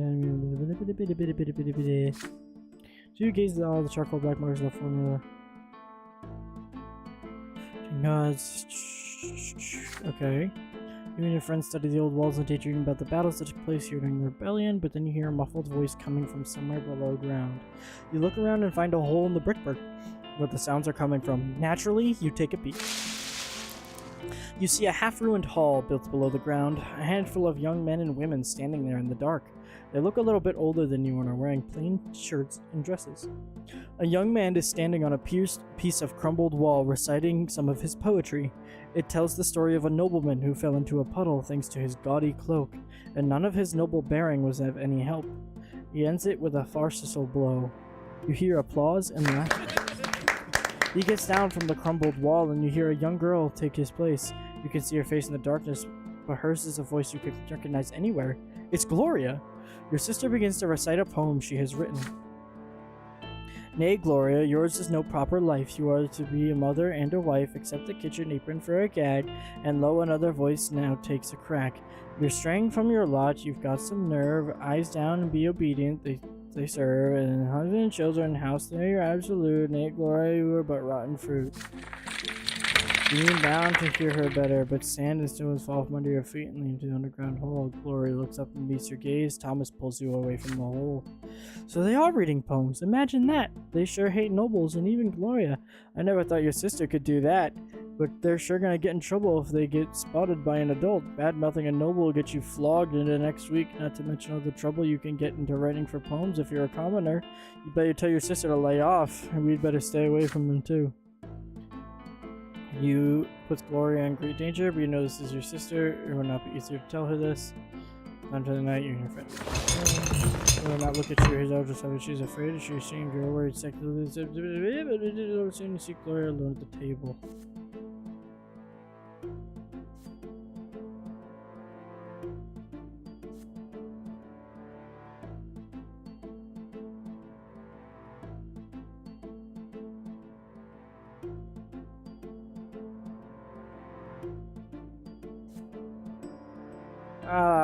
As much as I want to keep her secret, it could be bad.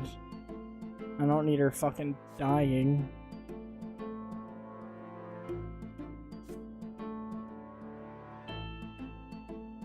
I'm sorry, Gloria.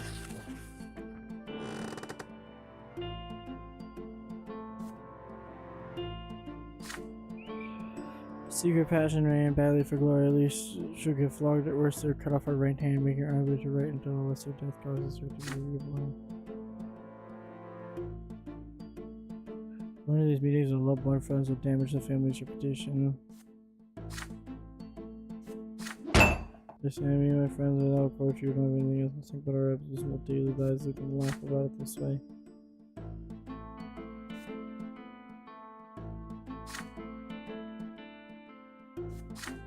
Ah, jeez.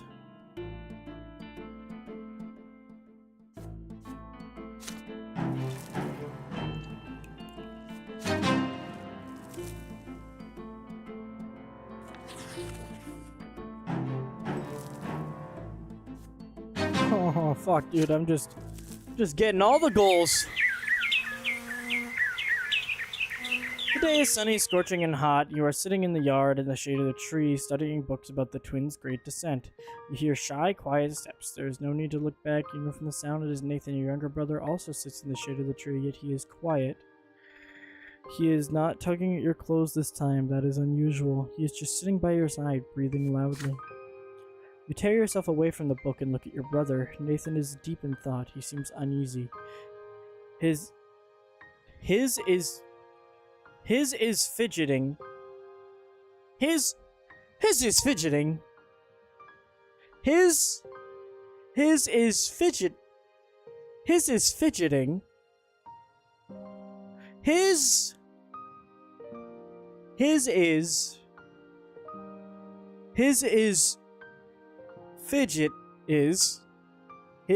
fidgeting.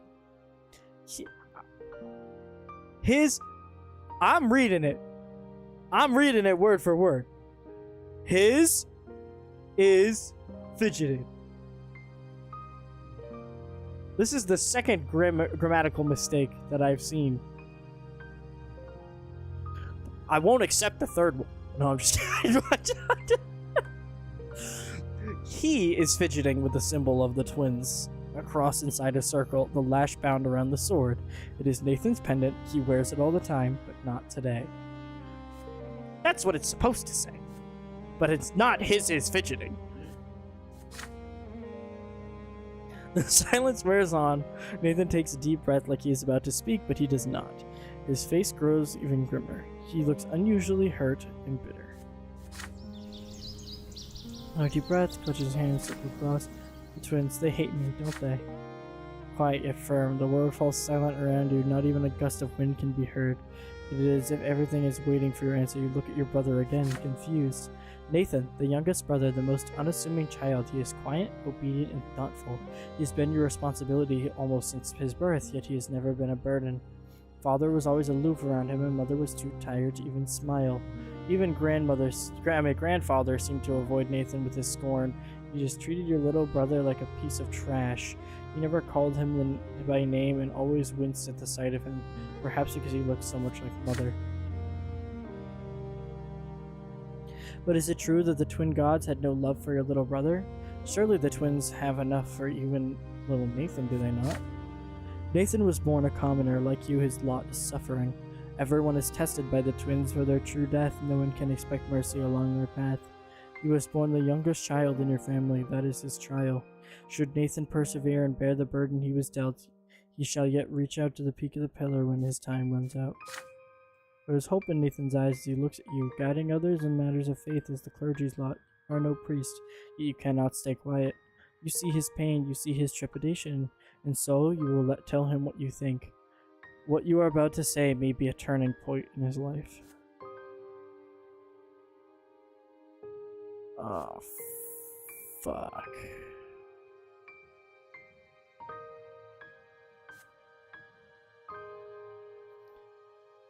I'm gonna be real with him. I'm gonna be real.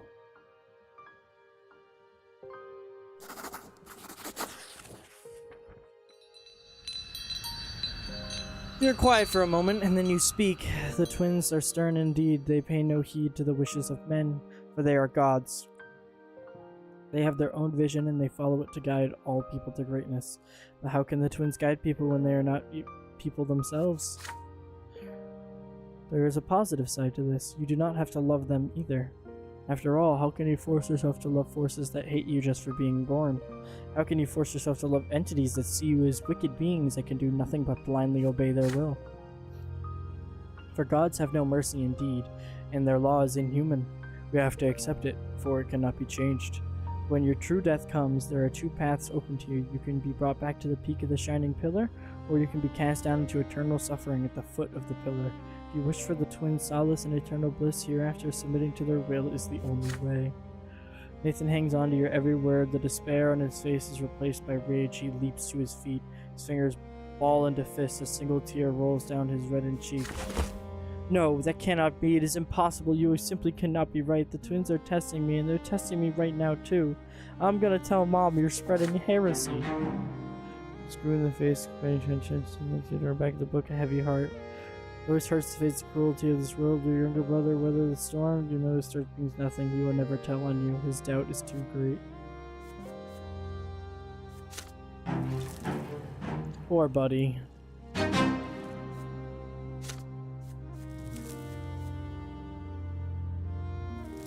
Tell him the fucking truth. Oh my god. I might take a break here. This chapter is so fucking long. Soon after trying alone grounds, I'm not going the first time he lingers.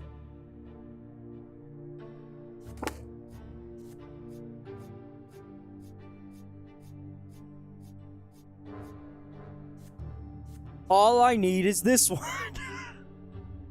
I'm gonna be a collector. No, I never participated in the ritual. So it's not gonna happen. Because I didn't become a noble. Or some shit, I think.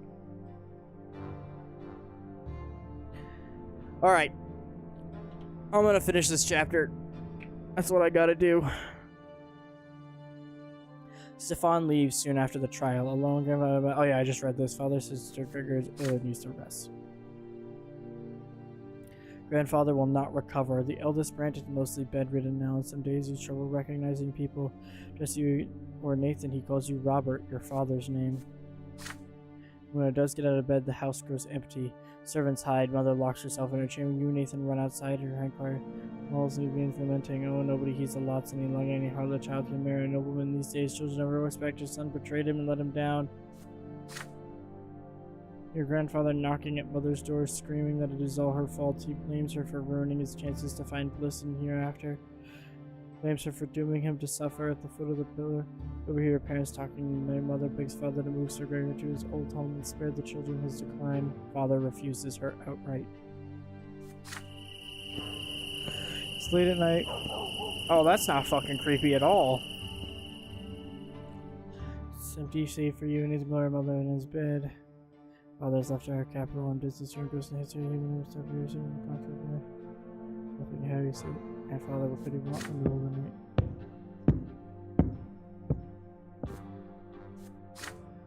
I'll commoner, I need to have lessons and you have to save my soul. The greatest sin you have done to Robert, and so you should put a stop to this marriage. You should start returning to the house for your husband. Oh, why didn't I do it? Silence, you will do my bidding. Fire will cleanse all lowborn from guilt on this place. Fire flame from this grave. Is he gonna kill her?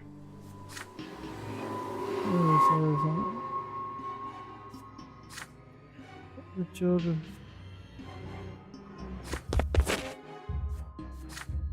Stay out of this zone. Be useful for once. Worldly matters concern me no longer. I see only my sins now. I am a sinner. I am a sinner. The twins, they forgive no one. They will judge me by the pillar. I must do something.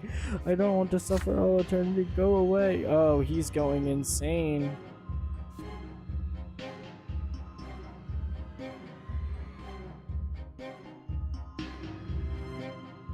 I don't have enough willpower.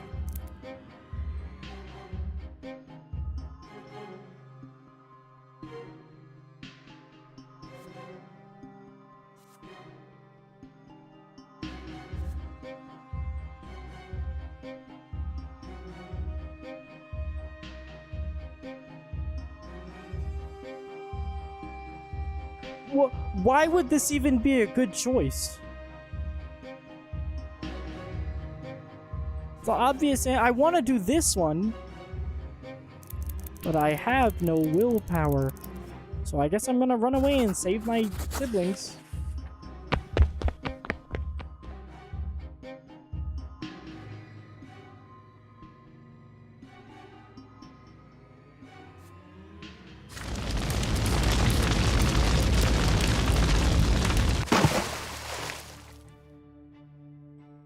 Mars and gold second floor is introduced to ash. You watch mother's body turn. Ah.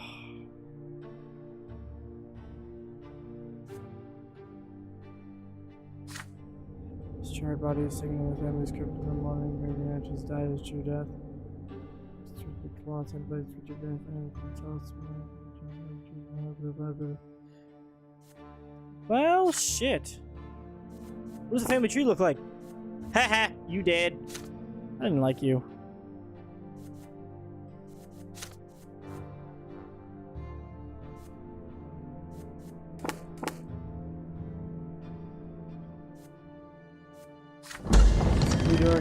Mother wrapped in a blanket cape. She is reborn. Sometimes surprised to this girl. Son, Nathan, Glory, what happened to you? We wipe her face and comfort her. No one else died that night. It is hard to speak, except I'm coaching her through. Mother sees grandfather's charred remains. She closes her eyes, a deep sigh. Shakes so violently, she falls to her knees. When she is done, she briskly wipes her face. She looks younger now. Her eyes sparkle. She smiles so brightly and so sincerely. You've not seen her like this for a long, long time. Mother comes closer and pats you on the head fondly and gently. You rescued your brother and sister, saved them from a lesser death. Thank you, my son. Please remember this. None of this is your fault. This is my final life, and I promise to live in it. Promise to live it in joy. Oh!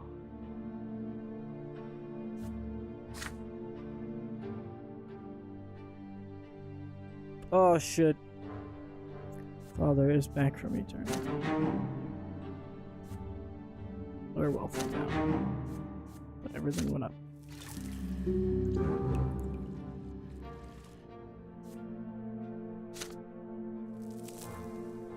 Fuck you, Grandpa! The night of grandfather's death shook your family to the core, yet no matter how it happened, your grandfather Gregor Brante is dead and will never return. He was a fearful shadow looming over the rest of the family, the Brant patriarch exerting his influence in all the lives below him. All of you will remember him forever. Father is the new patriarch of the family now, yet he cannot bring himself to sit at the head of the table where Sir Gregor used to preside. Stefan locked himself away in grandfather's bedroom every day. He will not talk to anyone.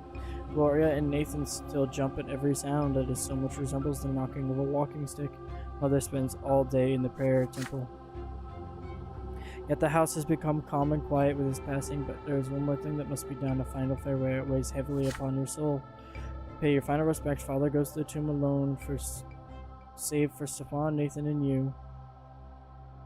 Mother and Gloria stay at home. Only nobles or those who may become nobles may join this ritual. There is a solemn silence as you walk to the crypt. Father is the one who breaks the silence when you finally reach the door. Your grandfather built this crypt, and now he will be the first branch to remain here in body forever, the first ever noble in our family. It is now our duty to hold the sacrament of flowing blood for Sir Gregor. We will honor his legacy and join him as the founder of the noble Brant dynasty.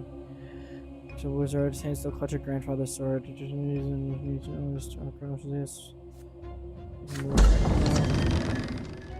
Stairs carved of white stone lead you down the route deep in the gloom of the crypt. Atop the pedals see the sarcophagus that holds grandfather's body. Father takes a moment to composite himself before paying his final respects.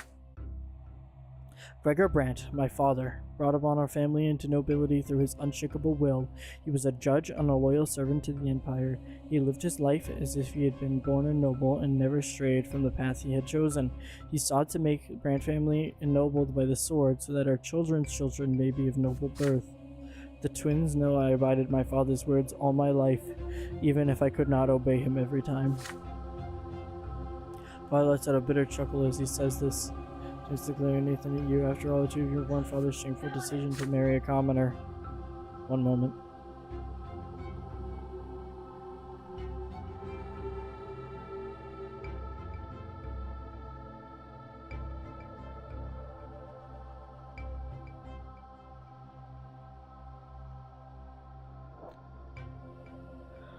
All of you remember his disastrous passing. He did not die the truth he deserved, or the true death he deserved, yet we all must know that he fought for the future he believed in to the very end, and he would be proud to see his family bid him farewell with the sacrament of the nobility. Devon glares Father sullenly. His fingers remain clutched around grandfather's sword. Nathan barely pays attention to the words. He looks around with unease, his arms folded across his chest. Father reaches into his jacket and pulls out a slender dagger, thin and sharp. He takes off his gloves. Watch me carefully, my sons. Make a small cut on the palm of your hand and let your blood flow into this duct on the wall of the crypt. Will join your grandfather's blood here and flow forever, and then ancestor and progeny will become as one. We shall enter our family's blood tide and receive grandfather's final blessing, for his blood flows first in our blood tide. He responds to you, you are part of him, and he is part of you.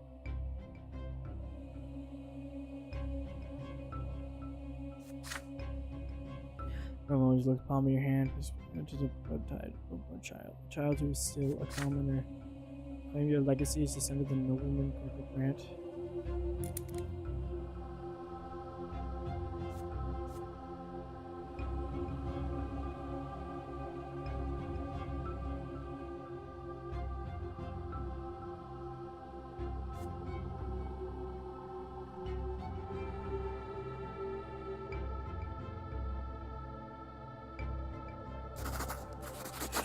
I'm getting Grandpa's blessing.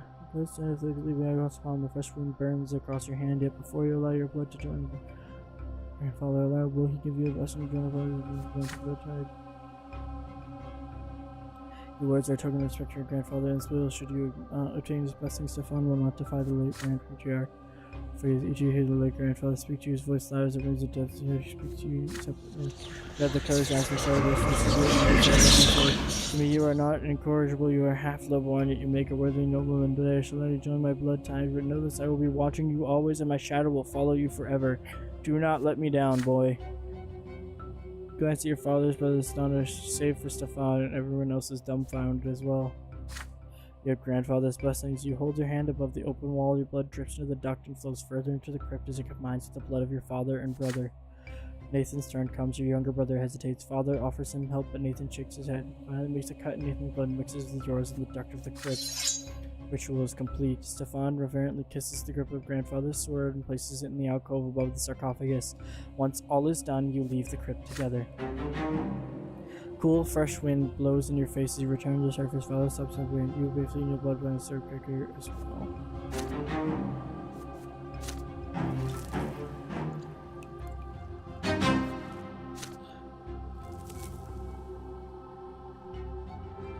Blood brothers, blood brothers, blood brothers. Oh my fucking god, this chapter is so long. It's so long, it's so long. Grandfather passing the last respects left a mark on the entire family. His words were lived hereafter. City streets with Thomas and your other classmates. The road by the house reminds you of another... Hair in my mouth. Hair in my mouth. Sometimes as you walk along that road, you recall Sophia, the beautiful girl with the wonderful eyes and the terrifying, thundering hooves. You've not seen Sophia since that fateful day. The children who live nearby say her parents sent to a rich Archnean family, the Ottons, as a servant. The sun has set. The pillar shines palely in the dark sky. Thomas is ill, so you decide to visit him and tell him the latest news. The streets seem oddly agitated tonight, full of horses, cloaked men, and strange faces and hushed voices. A young nobleman in a heavy embroidered cloak is walking back and forth, clutching his sword nervously. There's a grimace of rage on his delicate blue face. He is an Archnean. Sir Autumn, the girl's not at home. We searched the house. Her parents swear she ran away from home too. They claim they wanted to bring her back. Just do whatever it takes. Turn this lonesome district upside down if you must, but bring my servant back to me. She's here. Sophia ran away from an Archnean? How can this be? There's only one place in the entire street where a person could hide. The abandoned Moral House, 4 houses away from yours. You head there, doing your best not to attract attention. Lopsided house built of yellow brick has been abandoned for 20 years or so. I remember playing there as a boy. You glimpse a figure inside even before you enter. A pair of eyes glimmer in the dark. You would recognize them even after another 4 years. Sophia has grown up. She is almost an adult now, and her face is full of fear. She is not the easygoing girl next door you remember. She finally recognizes you. Oh, it's you, Dylan. Be quiet. They're all looking for me. I ran away from the youngest Autumn. I might be in for a lesser death here. But I'd rather die than spend another day in their slavery. I'm just a thing to him, a toy to play with. Sophia winces and closes her mouth as she says this, is a glint of bright yellow deep in her eyes. I ran to my parents. I told them all about the men I had to serve, and they went and alerted the Ottons. They don't want to be the target of their ire. But you aren't going to tip them off, are you? Ah, shit. The barking and shouting is getting closer. Sophia's voice goes quiet. She runs off to the darkest corner of the house where you can answer. One of the Otten servers is so close you can hear his cloak swishing on the ground. He notices something and calls to the others. There are more voices around you. They approach the house in the yard and surround it. One of them seems particularly snappy, annoyed, and impatient. You have already heard this voice today. If you're in there, girl, you'd be wise to come out and quit wasting my time. All will be forgiven and you will go back to where you were. You know it. If you don't, I'll drag you out by the hair. hilt of the young Archne's sword bashes the door. He's about to lose his patience for good. Sophia hugs the wall.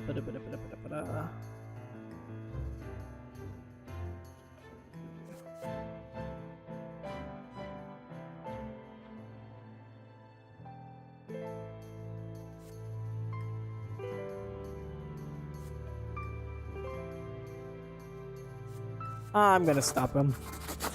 Or try to.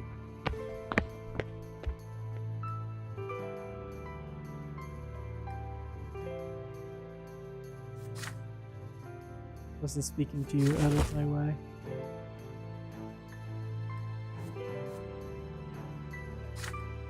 Oh, you lowlife, how dare you stand in an Archne's way, you must have loves despair. Immense strength enough to send you flying. The Archne draws his sword, rising into the air. Sword, there she is. Shark climb out the window in the back, took 2 feet and escaped the house the same way. In the distance, one of the Archne's men is chasing her down, ready to catch her at any moment. Then something unbelievable happens. As a dreadful scream aroused and his man falls to the ground, clutching his head. Sophia freezes for a second as though uncertain of what she just did. What was that? Screams at her right next to her. So it is. When she's a witch, sees her. Magic? Sophia is a witch? Silhouette disappears down an alley. Honest men give her chase, but they never find her in the dark spring district. Watch her go. Will you ever see her? Oh shit. I'm gonna get to learn magic. Until much later.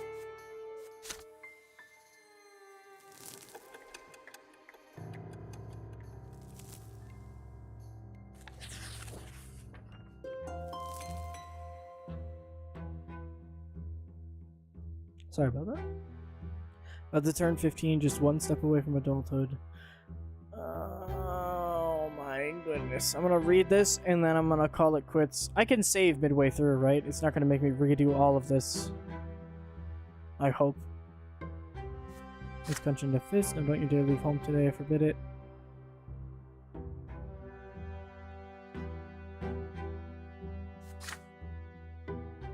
Teacher arc.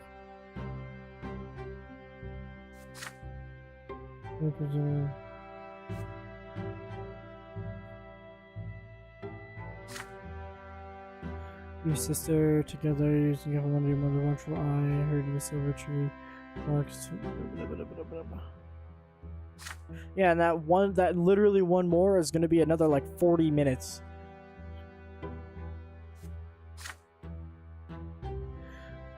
Sky temple goes quiet, he begins a sermon, his vibrant voice rolling across the air for the speech of a great mistake. Oh, these twins have been interrupted by the man prophet just as he is. Those are ever watching from the top of shining beauty, no doubt, but how we so blindly believe that we truly follow the following lots. Have we not seen the 3 lots as Asius fail again and again to answer the question of how we ought to live our lives? Have we not seen people change a lot in life again and again without being smitten by divine wrath? Every person born, whether human or Archean, lowborn or noble, must find their lot and get their way back to their gods on their own. From now on, we will seek the gods and accounts of their own lives and their own acts in this world and their own words as they echo within us. As we heed the voice of the twins within, we will each find their path for us on our own.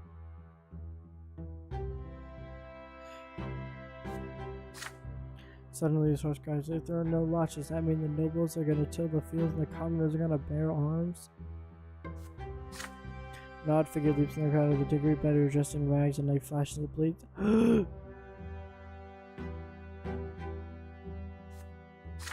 They killed him.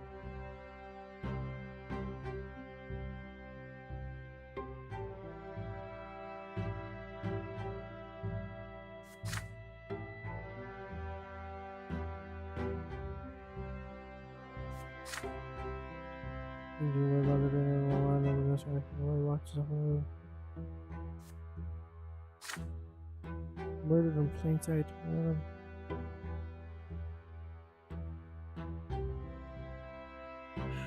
Oh, he's died a true death too.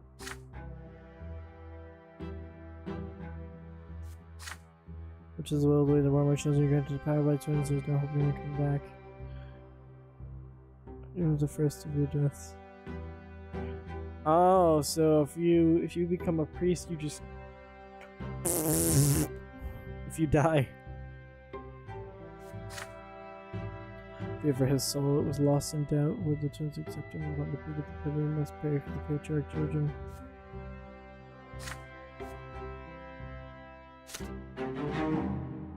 Ah, shit.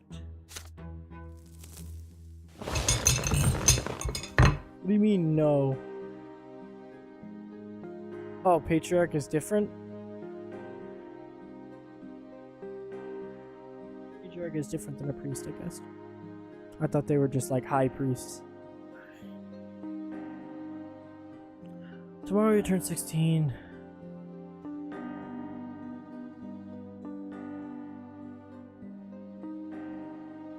I wish I knew how many more of these I would have to go through.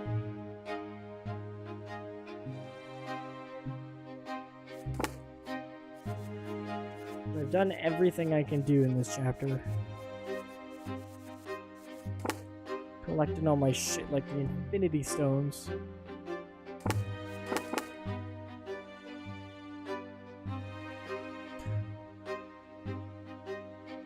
Yeah, but there's like sub-chapters to this chapter. I know there's one big chapter left to this big. So it's like this is the main chapter. This is chapter 2. This entire thing I've been doing my adolescence is chapter 2.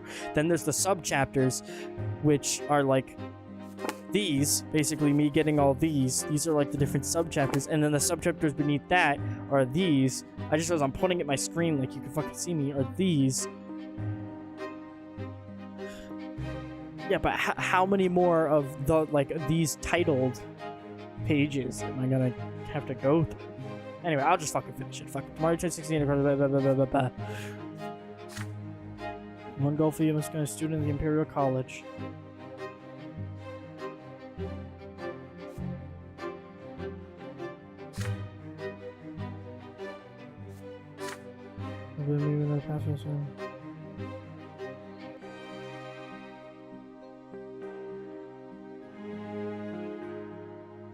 I don't want to be a priest.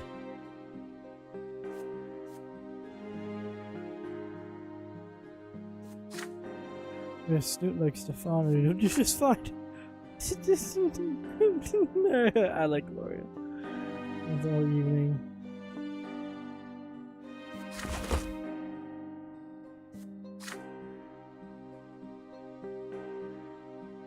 We'll come home and tell me stories and we're especially proud from the time.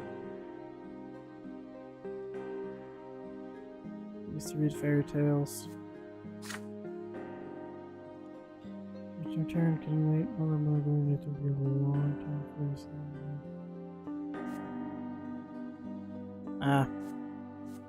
I don't have enough time for any of them. Instead, Nathan's my homie.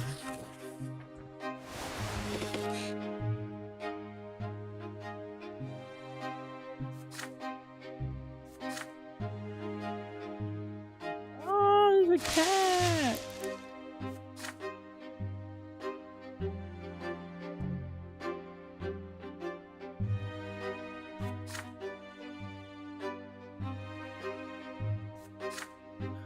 Not thinking about being a grown up, not much of anything even now. I wish I could be like you, showing you growing and who you want to be.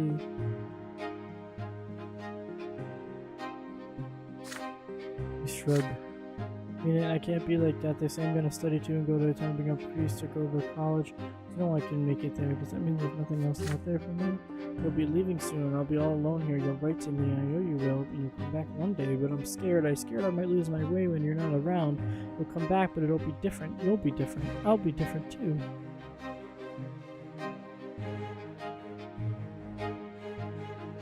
I will definitely be doing the rest of this game. There's no if I go back to this, I will be playing the rest of this game. All in one sitting. Next time, maybe not. We'll find out. I'll be different too. Tell Nathan that even if everything changes, you'll always be his brother. You'll be offering his advice certain of no doubt that he will find his way in life. It just takes time to find yourself something more than you expect. The sun is about to rise, just rest more than a long trip, and you're not tired at all. It's bedtime. I promise I'll come back, buddy.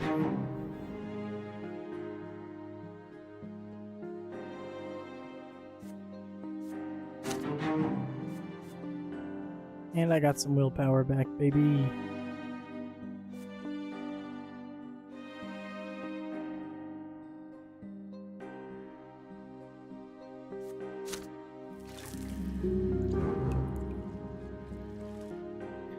Leave this home for a long time. Your future awaits you in Eterna, the capital of the Empire.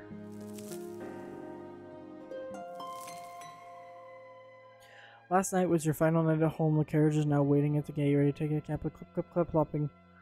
The clip-clip-clip-clopping of idle hooves against the cobblestone. Well, my parents' house, regard your childhood Smith. Oh, yeah. I did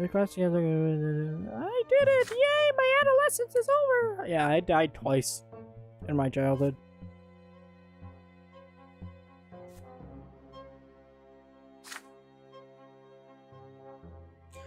Keep yourself, Thomas, and walk the same carriage. Sure, I have been.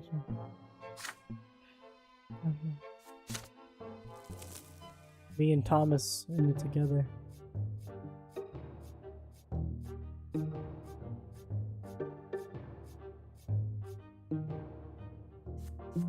I got all of the important life events. All of them.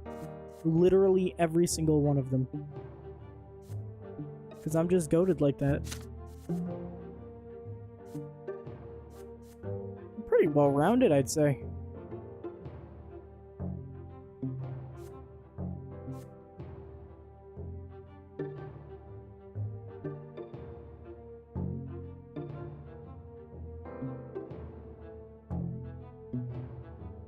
The only one I missed was becoming a noble in the very first one on Earth because I misevenly distributed my willpower. Otherwise, I've done everything almost perfect.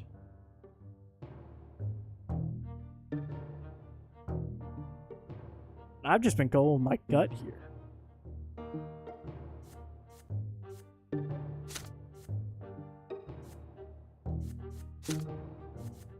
Alright, let's see all my stats combined at the very least. Youth! Leaving my hometown behind, I set out for the capital of the Empire. There, I would discover my role in society. That's not what I sound like. At all. Chapter 3. Youth. More reading. The driver flicks the reins. The carriage slowly sways as you move away from your home. Stick out the window. Fit pennies running. With Thomas' younger brother in tow. Capital. And a zone. And only large section here. Adults.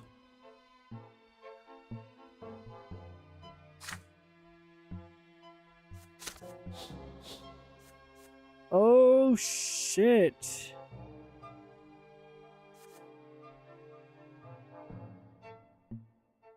I'm promising in diplomacy. I'm canny in manipulation. Oh Jesus Christ. I'm a follower of the theology. I'm a mediocre fighter.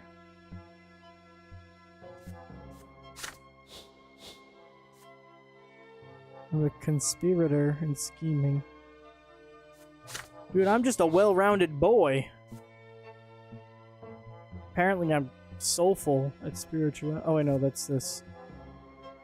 I'm almost elegant. I got clear speech.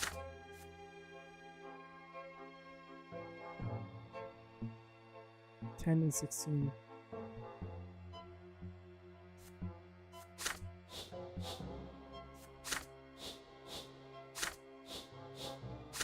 So, except for like the really rare scenarios, I can basically do whatever the fuck I want.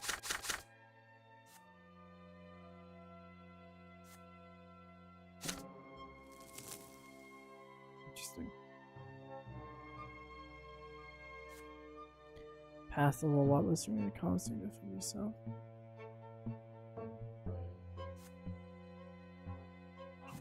Or I could just die.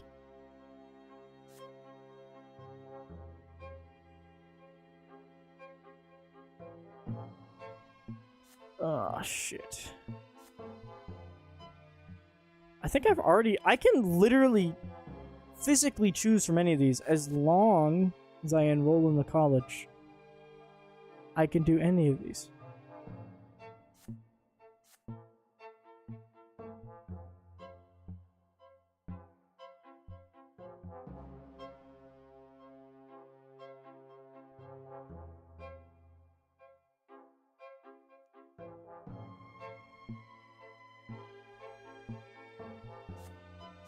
Why is it called Path of the Lawless if I remain a commoner? That's gonna irk me. But that's a problem for next time.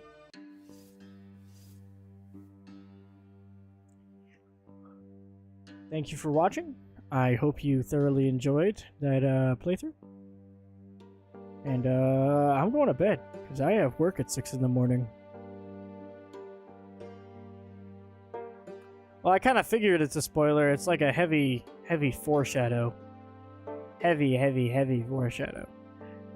I have a feeling that, based on what I've read, depending on how I play it, the commoners are going to slowly try and, with the church's help, kind of like even out their nobility, and then depending on which way I go, either take over or not take over.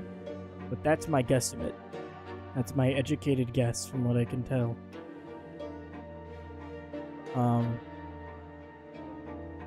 But yeah. Very fun game, very fun game.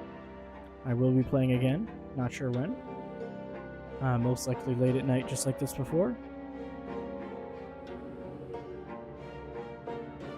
Why you want to Infinity Stone? Don't Infinity Stone this shit. This is my first playthrough, and I'm not playing for stats. I am playing a little bit for stats. When I have a tough decision, I go based on the stats as like bonuses. But if it's just like choosing normally, I just go with what I would do personally.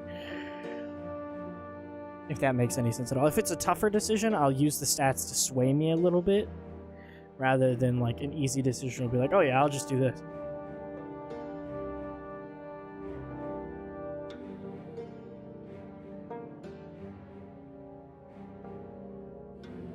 Exactly. My feelings matter, but when it was a tougher decision, like, that wasn't really a tough decision for me, I guess. I was like, nah, fuck that. But yeah, it ended up being super well-rounded. Shows you that I'm just a pretty average guy. Whatever the fuck that means. Alright, I'm out of here. Have a good night. See you later. Ta-ta, mi amigo.